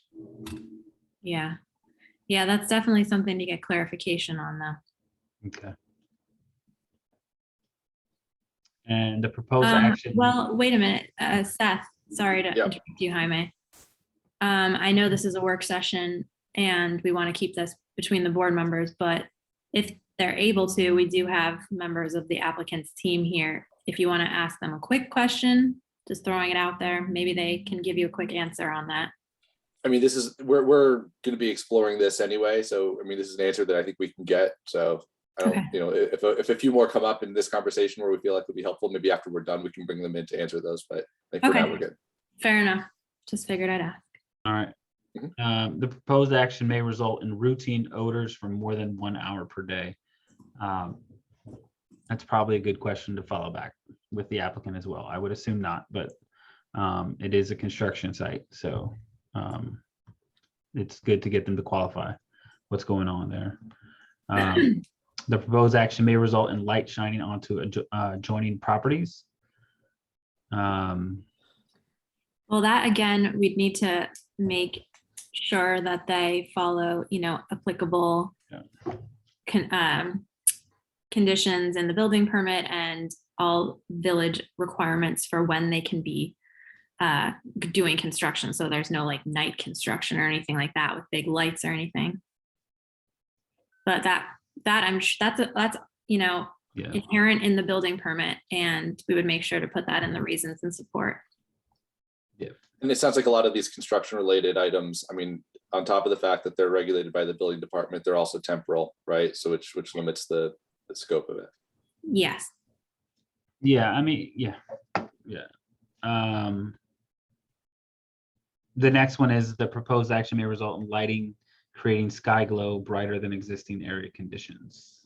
Do we have a lighting plan from the applicant showing, any outdoor lighting where things will be, making sure things will be downcast away from neighbors and anything like that? I don't think we I do. don't- no, I I believe don't they think so. noted, they'd be typical wall sconces and the like on the building, but we never got a photometric plan or any level of detail with the lighting. Only if, the board wants that level of detail, but this is just making me think about it. Yeah, no, I was thinking the same thing on those questions. It's also I guess both D and E. I think it's reasonable for us to be asking for a photometric plan. I think this is in a residential neighborhood. They're putting a new building and just kind of being able to see that and, kind of demonstrate. They need to be able to demonstrate us that there's not going to be that type of light pollution. Yeah, I agree. We've asked applicants in the past, the Cap Woods Road gas station, we asked them to prepare a photometric plan, so. Okay, so we'll come back to that one. Impact on human health. The proposed action may have an impact on human health from exposure to new or existing source of contaminants. Well, they're doing construction on a site that has known contaminated brownfields in the area. So I was assuming this would not be an issue. I would This think it's particular not. category. I would think it's not, right? But Has there been any testing done that would say that it is? I mean, They've done borings. I know they've done borings, but who knows if they've been evaluated environmentally. Yeah, I spoke to the applicant the other day. We do have a phase 1, so I think we need to see the phase 1 environmental to get a sense of what's going on there. Has there only ever been, single family development on this site? There's only been single family development on the site, yes, or either one family or two family before. The issue with the, obviously the area is that there used to be these, coal tar, site right down the block that contaminated the whole area. And sort of the water, the table migrating, contaminants around, so. Oh, Lord. Well, that I really hope is not an issue here. Okay. Yeah, because 30 Water Street, which is the DPW site, that's the one that Jaime is referring to, that is going to hopefully enter into the brownfield situation. But that was a coal tar plant for about 100 years. That makes more sense as being a brownfield. I would hope that a single family home, further down the street is not. But just, I don't disagree, but I'm just, Yeah. it's not that far. is It what I'm should, sort of yeah, saying. I mean, we should ask. We should ask. That if they have a phase 1, then let's get it. Yeah. So I'm gonna come back to this one after speaking with the applicant about the phase 1, because there's a lot of questions here that can't be answered right now. So, all right, consistency with community plans. So the proposed action is not consistent with adopted land use plans. All right, this is a tricky one because this is a tricky one. Yeah. it's a phrase. It is poorly. consistent with the adopted land use plan. It is inconsistent. I think a lot of people in the community are unhappy with the land use plan that this is consistent with, because it's not necessarily consistent with the character of that block. Well, that's your next question. Right, That's right. question 18. But But I was this, gonna say, this is consistent with the comp plan, it's consistent with the zoning code. It is. And so I think that's very clear. I mean, that's the whole purpose of them building what they're trying to do, is to stay within those confines. and also this is a poorly phrased question. So yes, you're right, Jaime, it would be no. Yeah, it's not consistent. No, it's not consistent. Right. It's a double negative here. It Yeah, is consistent. Okay, so consistency with community character. The proposed project is inconsistent with the existing community character. And this is also a tricky question, because it's up to the board to make. it is really up to you to determine that. This question I've thought a lot about because of the community input, but I also spend a lot of my time down in that part of the village. And while there's, that part of, there's restaurants, there's, multi-family buildings, there's, masonry buildings, there's wood frame structures. There's everything in that location. So on the face of it, and as an architect looking at that area, I don't see what they're proposing as being inconsistent with that community character. I think it depends on how you define community. If you're defining community as the houses on the kind of the 3 abutting lot lines, that would be different from defining the community in terms of that kind of immediate whatever 1/10 of a mile radius. Even this, it's, I don't know how other board members feel though. Well, I think you have to be very careful when you answer this question. Yeah, I think don't, you yeah, I have to- can't. I offer don't up an think you're at a point to answer it yet. You have heard a great deal from the community on this one. And Yeah. you saw a recent letter that was signed by at least 47 folks who live in that area. So Yeah. I think we have to, I would You don't have to, ruminate you on don't this have to one take a before you vote answer it. today. You don't have to take a vote on this today. No, we're No. And understood. you can't anyway. It's a Yeah. work session. Yeah. So. I also just, I feel like Seth, you brought up a good point. Like, how are we measuring community character? Is it by the adjacent lots? Is it the greater neighborhood? There are secret workbooks that address each item of the Form 2 and can help you understand what this particular question is getting at. So I Yeah. think that it would be helpful to circulate the workbook on this particular item so you all can have a better understanding of what exactly you should be evaluating for this. And you can sink your teeth into that a little bit more. That'd be helpful. Okay. Yeah, that would really help. Yep. But it's sort of an odd one because it does fit the zoning really well and the new comprehensive plan. You're put between a rock and a hard place between these two last, 17 and 18 here. We can answer these questions without answering that first question as well. So we can start by trying to see if any of these questions can be answered. So A, the proposed action may replace or eliminate existing facilities, structures. May or I areas. suggest that we circulate the workbook things first? Let people think about it before they answer it, because I'm just, Sure. this is a very tough question, given what we've been hearing up to this point. So it might just be better if everyone was able to look at that. I apologize for sort of imposing That's myself okay. here. I Yeah. don't mean to do that, but That's okay. I think that's reasonable, and I appreciate that. So what I can do with this, because Hey, part Jaime, 3, I'm sorry, before you dig into the other questions, I think you answered no to the historic impact on historic structures or historic areas. Probably. The site is located in an archaeologically sensitive area. So, whether we may need to check off the yes and then just dig into that section. I forget which question it was. Thank you, Joe. There you that's go. a 10. Okay. Thank you, Joe. yeah. That from the mapper. Telling you. Yeah. I just pulled that up quick while we were talking. Thank you, mapper. All right. So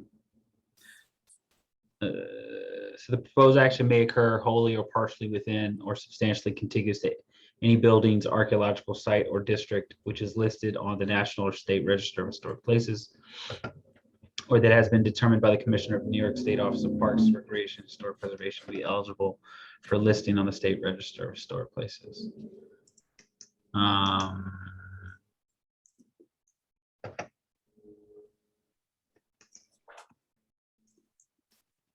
So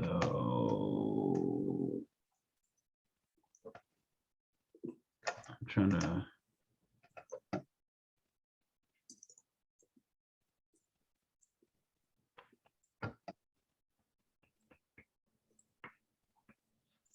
Trying to find where's the long form.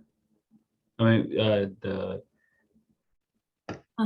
I think that it's not been posted up here, but it's in your email.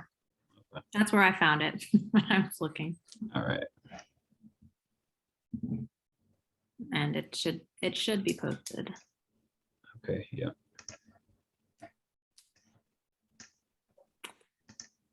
Okay, just give me a second. Let me pull up the long form.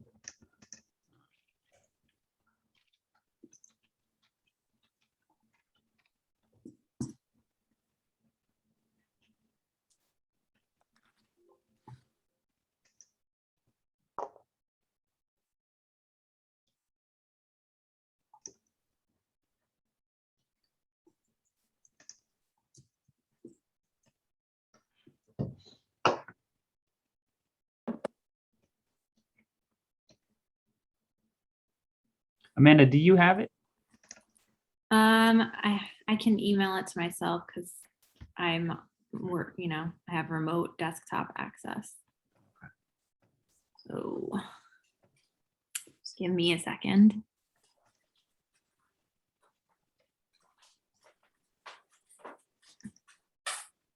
I think I found it. Yeah. It's from, I think, August 3rd. Yeah, this is it. Yeah.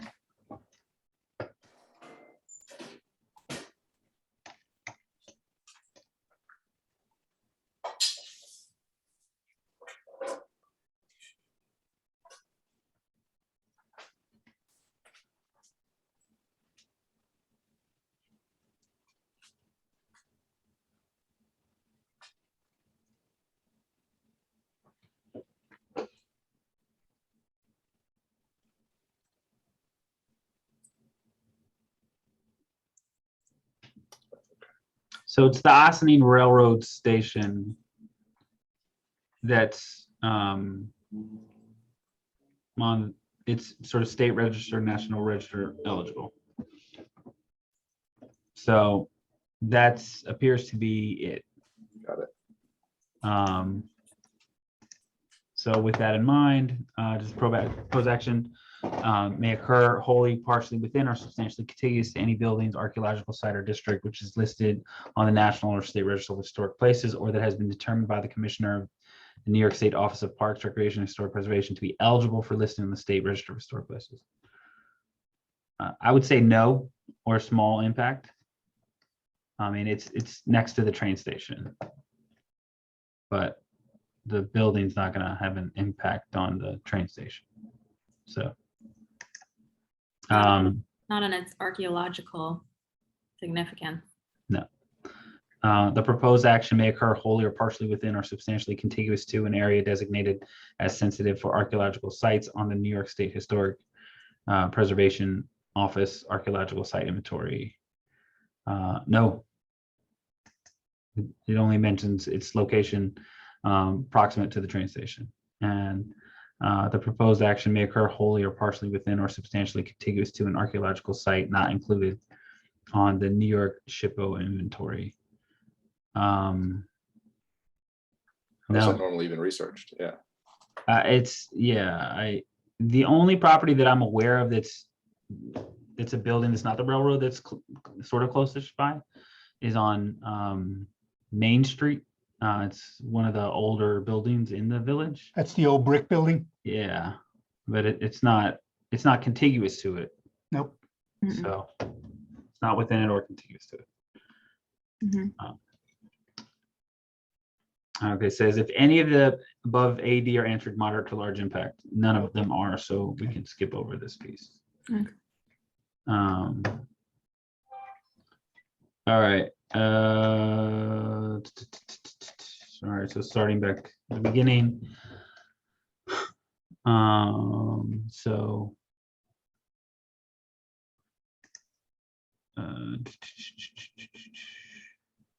so I mean, we have one item here to go back to on the impact on land, or two items we need to reach back out on. Impact on geological features. The proposed action may result in the modification or destruction of or inhibit access to any unique or unusual landforms on the site, e.g. cliffs, dunes, minerals, fossils, or cave. I would say no. Yeah, I don't think so. Okay, so no impact on surface water, no impact on groundwater.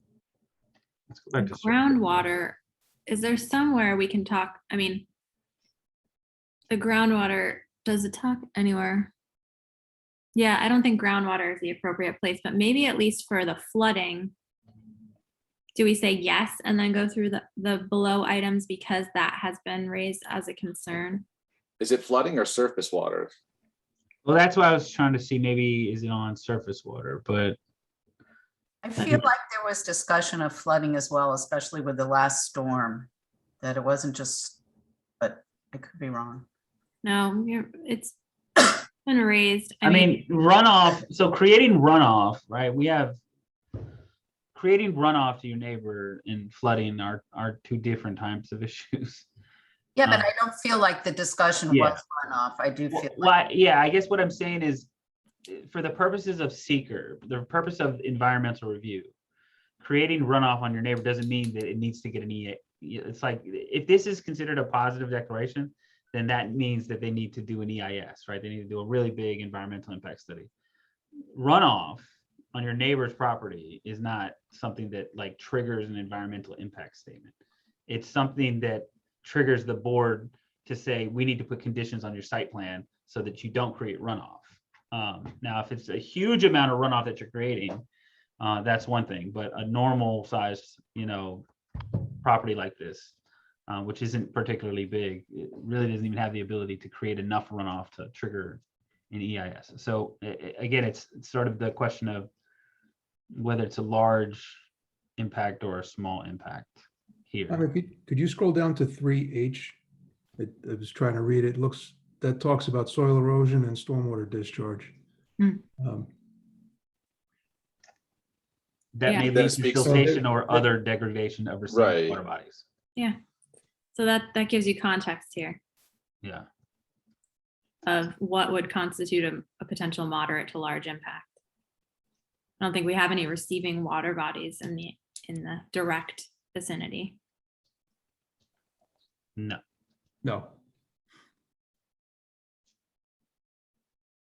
Okay, yeah, and this doesn't just talk about surface run, it talks about surface runoff specifically with regard to wetlands, streams, rivers, ponds, lakes. Yeah. So then that does put us though back at the flooding question, which we were.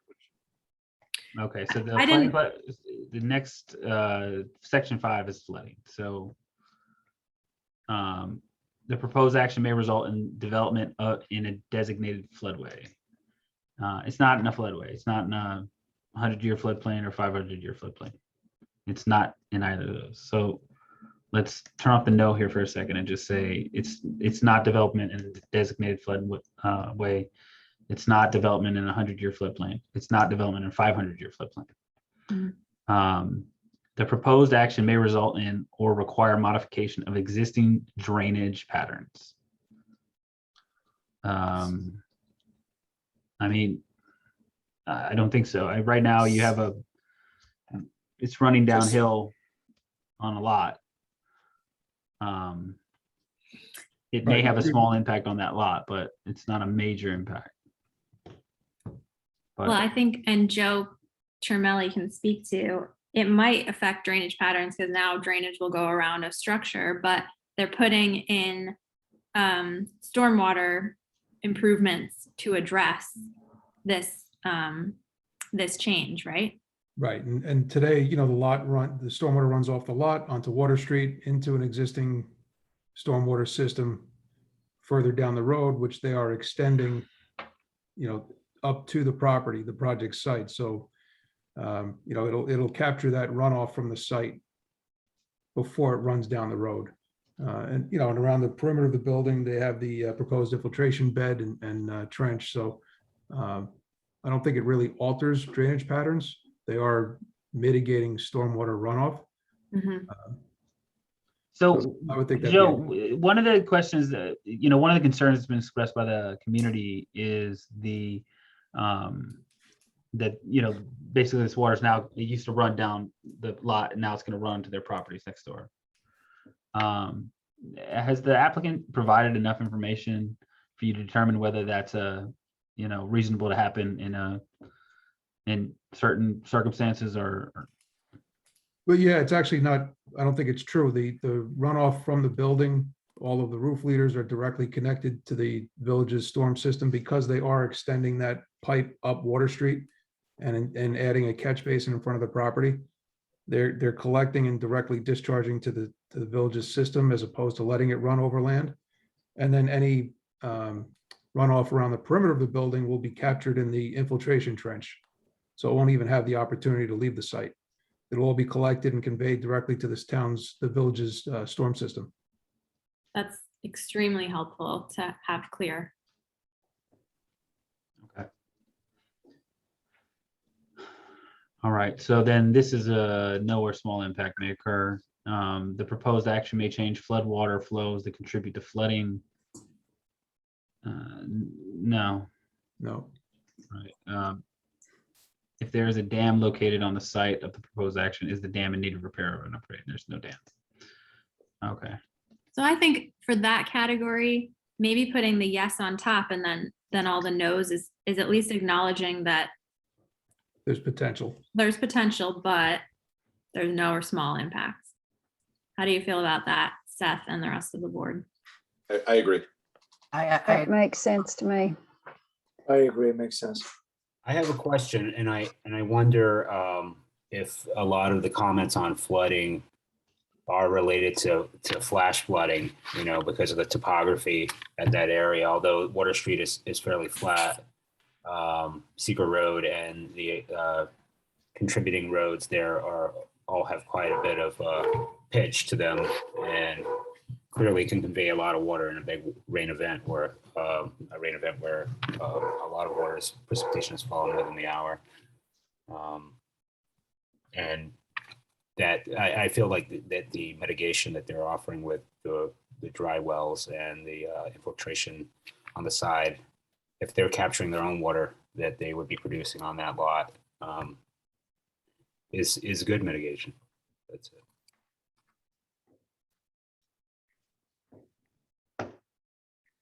Okay. So impacts on air, that's a no. No. Impact on plants and animals, yes. Go through this. All right, so the proposed action may cause reduction in population or loss of individual of any threatened or endangered species as listed by New York State or the federal government that use the site or are found on, over, or near the site.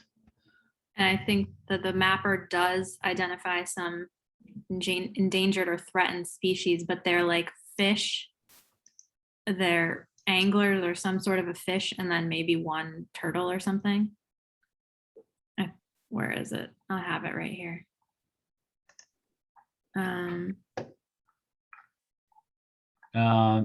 Short-nosed sturgeon, eastern mud turtle, Atlantic sturgeon. Sturgeon. Okay, so these are, Caviar. I don't know anything about the eastern mud turtle. So but the sturgeon definitely don't live on land. Unless they've evolved. So let's look up the eastern mud turtle.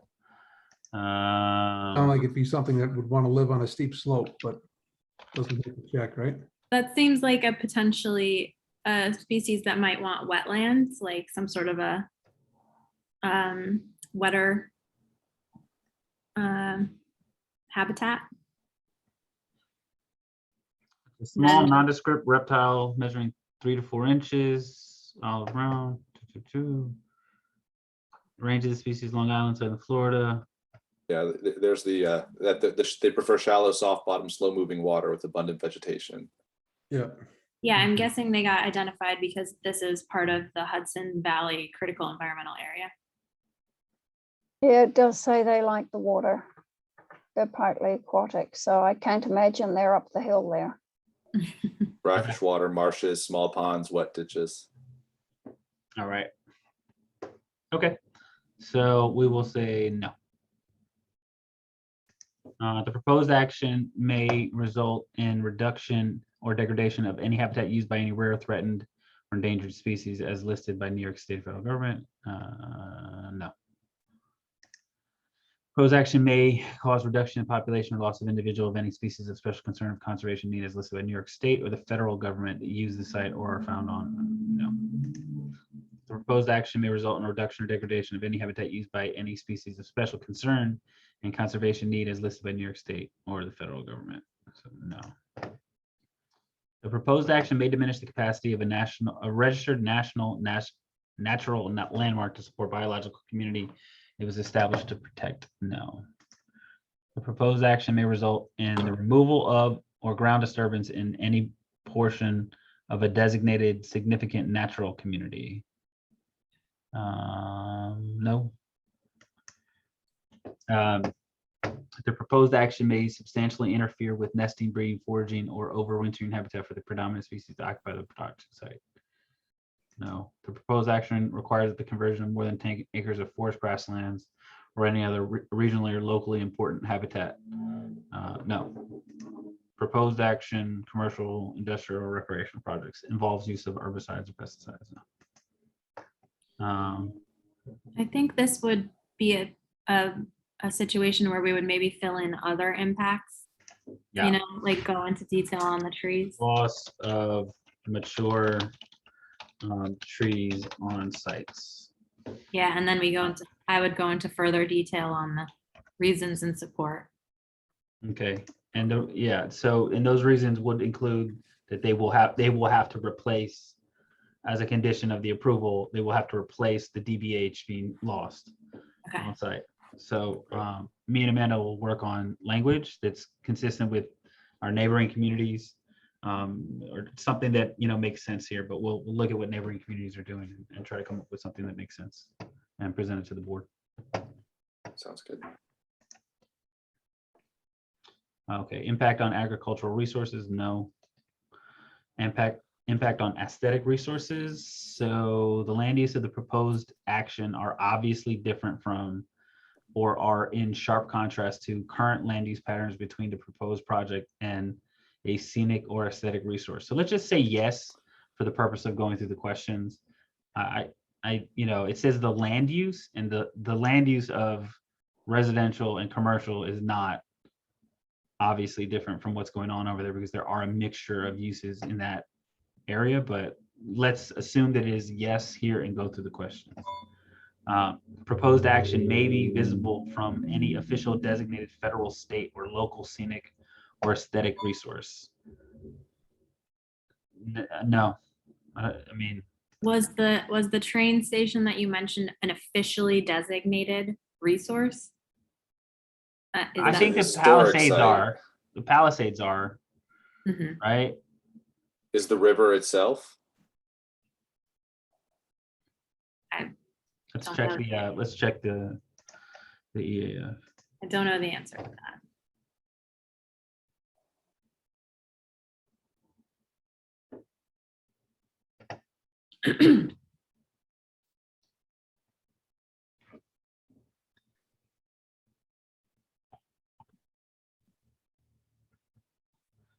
Okay, yes, the Hudson River. So is the project site within 5 miles of any officially designated and publicly accessible federal, state, or local scenic or aesthetic resource? The Hudson River, nature or basis for designation. It's a riverfront parks and scenic overlooks. It's less than a mile away. So yes, it is within a mile of the waterfront. Is it visible from the river? I mean, so is it a no or small impact may occur? Question here. I mean, is it have a moderate or large impact? I think the site is too small to say moderate or large, but I wouldn't say, maybe no or small. No or small, yeah. All right, okay. Next question. The proposed action may result in the obstruction, elimination, or significant screening of one or more officially designated scenic views. That's a no. The proposed action may be visible from publicly accessible vantage points, one seasonally or year-round.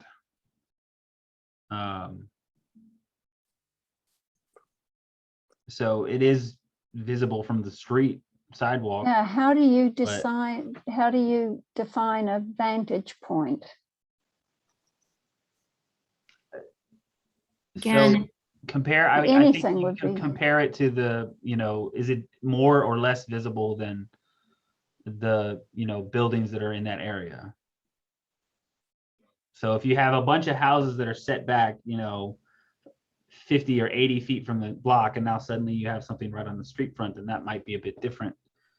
But to Seth's point, there are a lot of buildings down in that area that are on the lot line also. So I would think this is, and it wouldn't be seasonal because you don't have enough foliage down there because the whole area is lacking trees. But it would be, to me, a no or small impact. I don't think it's, where it's the biggest impact is for the people living right next door, which are not covered in here.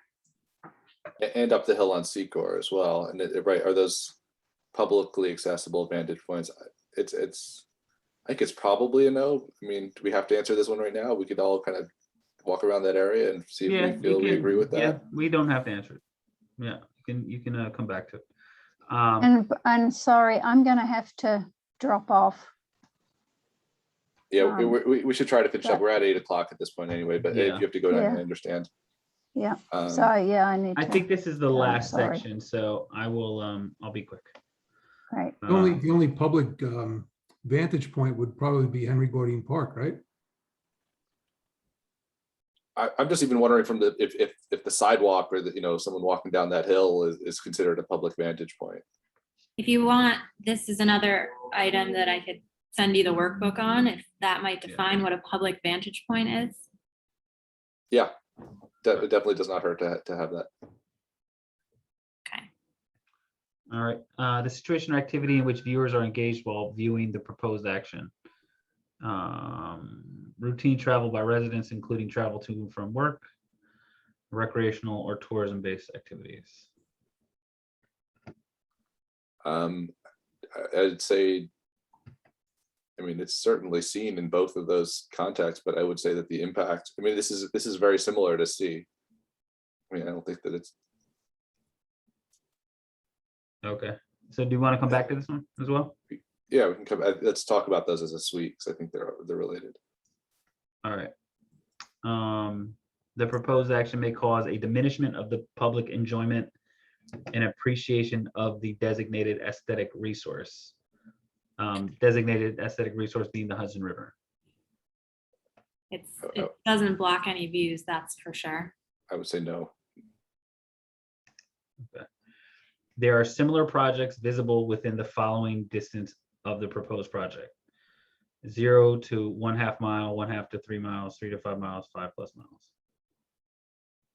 How are we defining similar projects? Buildings with 3 or 4 units. Probably that's probably true of all of those. 1/2 mile in that part of town covers a lot of larger buildings down there. Similar projects are defined in the workbook as those of the same use, but also of similar scale, context, dimensions, density, design, or location. There's the Water Street building that we did a BAR on across the street with the similar use. It's residential and commercial. There's Harbor View or whatever it's called.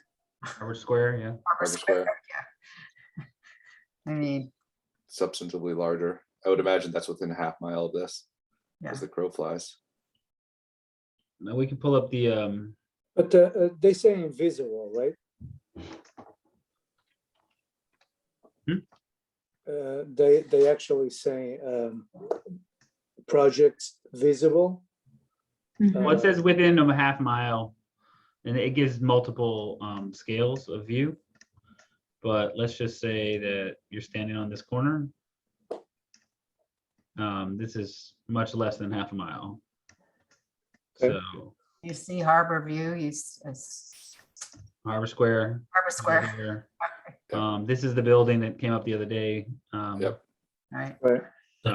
Just on Water Street. This is this tree here is where that vacant lot is. These are the buildings next door. It's proposed to be a 3-story building here. This is a 3-story building here. This appears to be 4 stories. This is 3-story building, 3-story building. that looks. So I have a question about the use of the word project. Is that, I mean, I guess it's more or less interchangeable with structure or, because there's existing and there's newer stuff, and there are things that we've approved that are going to be similar in scale, but is that basically the gist of it? Like, what are the surrounding buildings? Are they within the context of what's proposed? I think project is just an EAF term. So if this EAF was reviewing a multi-site development with 10 buildings, or if it was just looking at one building, it's talking about similar scale. So. Okay. All right. Thanks. So would you say that there are similar projects visible within the following distance? How do you even answer The that? question of impact, right? I mean, yes. Yes, Right. they fit in. So is that a no or small impact may occur? Yeah. No or small impact. The question honestly doesn't make sense to no or small impact, but I would agree that there are similar projects within less than half a mile. I mean, I guess it would make, if there was nothing comparable and this was sticking out like a sore thumb, then you would say this is a moderate impact or something. Right. You can wait to make a final decision on this if you want to look through this portion of the workbook yourself, if that makes you feel better. But Sure. I mean, we're you also already. did just do the street view, so. Yeah. We have one last one to answer. I apologize. I thought we only had one left, that last one. So we're not going to answer community character today at all. We are going to, it'd be good to deal with impact on transportation. So the proposed action may result in a change to existing transportation systems. So let's say yes, because there's been parking concerns brought up, even though it's not specific to transportation. I'm going to just start off by saying, if we're getting handbooks on these different sections, I think what they mean by transportation system is really important. Okay. I will send right now to. Okay. Do you want to hold off on this one as well? Well, let's look at the questions, because they're the broken down questions are usually more specific and easier to respond to sometimes. Yeah. So projected traffic increase may exceed capacity of the existing road network. Joe, have you spoken to this item as far as, there's not been any traffic study, but we're adding 3 residential. No, there was no study, but I can't imagine, at best, I would think it's a small impact. Or not, I lean towards no impact, but I think at worst case scenario, it's a small impact. No or small. Okay. The proposed action may result in the construction of paved parking area for 500 or more vehicles. That's a no. The proposed action will degrade existing transit access. So we did reach out to the Beeline at the beginning of this to ask them, and even though there is a Beeline that passes that block, they said that they were not interested in, it wasn't of any concern to them. So I mean, specifically, they're not adding any new parking. They're putting a building, you know, there's no change to the existing sidewalk as far as that access there for folks either going down to the train station, which is another transit access issue in that neighborhood. I don't see how it would change that. Yeah, the proposed action, well, that's the next question. The proposed action will degrade existing transit access. So I don't think so. B-line or train or anything else? No. No. All right. The proposed action will degrade existing pedestrian or bicycle accommodations. There are no bicycle accommodations. They're adding bike storage in the building, and they are not implementing any curb cuts on the project. So the pedestrian access remains the same as it was before. So I'd say no. The proposed action may alter the present pattern of movement or of people or goods.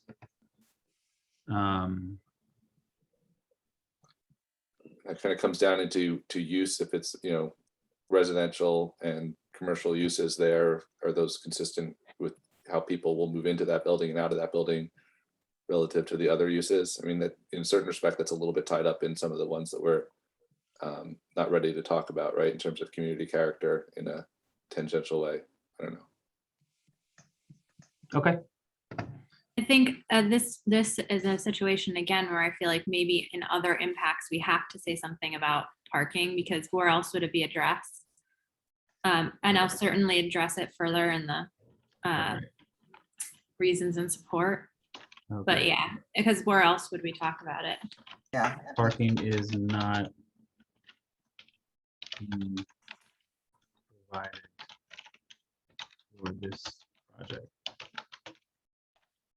So I wrote it this way. I was about to write parking is not being provided on site for this project, but it's also not being provided off site. So there's no parking at all for this project. So I'm trying to be as consistent here as I can. We don't need to answer the question of no or small impact, but if the board does decide that they want to move forward with a negative declaration, then that would end up being a no. Mhm. So with that, that's everything here. The part 3 is actually kind of a summation of everything. So I don't think we're really ready to move forward with that piece of it yet.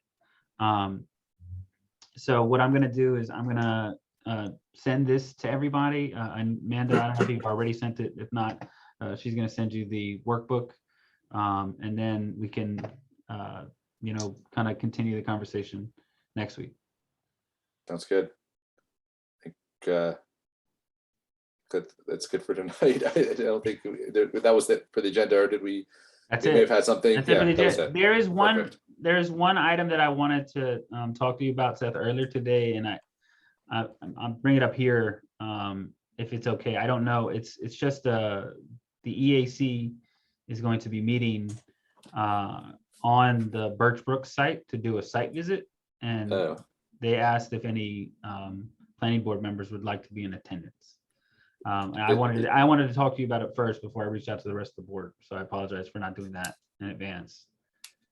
I mean, can that be on? Does it have to be can it just be representative members or anybody on the planning board who would like to attend? I mean, I actually think it would be a nice idea. It can't be a quorum. Right. So it has to be representative members. Okay. And I know we have some people that are like in town. So Nina works in town. I was going to ask her. She seemed like she might be able to go, and she has a lot more familiarity with the environmental stuff. But it could be anybody who wants to go. It's Thursday at 3:00 next week. And the applicant is already aware that they need to go back to the EAC to discuss it. Okay. Go on Thursday, so I got something. I cannot do that, but okay. If not, I will be there taking notes. Yeah, I mean, I think it would be good to extend the invitation, and if people can show up, I think that would be. All right, I'll send out an email to everybody on that as well. And if you were able to make it, then that's great. Just let me know so that we can avoid a quorum. I mean, do we have consensus from the planning board that they will grant an extension of time to the EAC to get their opinion in? So my understanding is that the applicant needs to consent. Well, it's mutual consent, so I think Okay, apologies. I want to get it from them, but I just want to make sure that it's okay. I believe, I just want to make sure Yeah. that the authority here is okay. We can't make a decision, we can't grant any extensions or anything, because this is just a work session, right? Well, the applicant, yeah, You can discuss it informally among yourselves. yeah, So the answer is yes, you can Jump talk. off, everybody. I'm sorry. I've got to leave. okay. Okay, The applicant has consented. So, okay. I mean, I wouldn't be opposed to granting the EAC an extension. Thank you. All right, is that it? that's it. All right, guys. Thank you, guys. Good night, everybody. Good All right, night. See y'all Thank see y'all you. next week. Thank you. Yeah. Night, everyone. All right.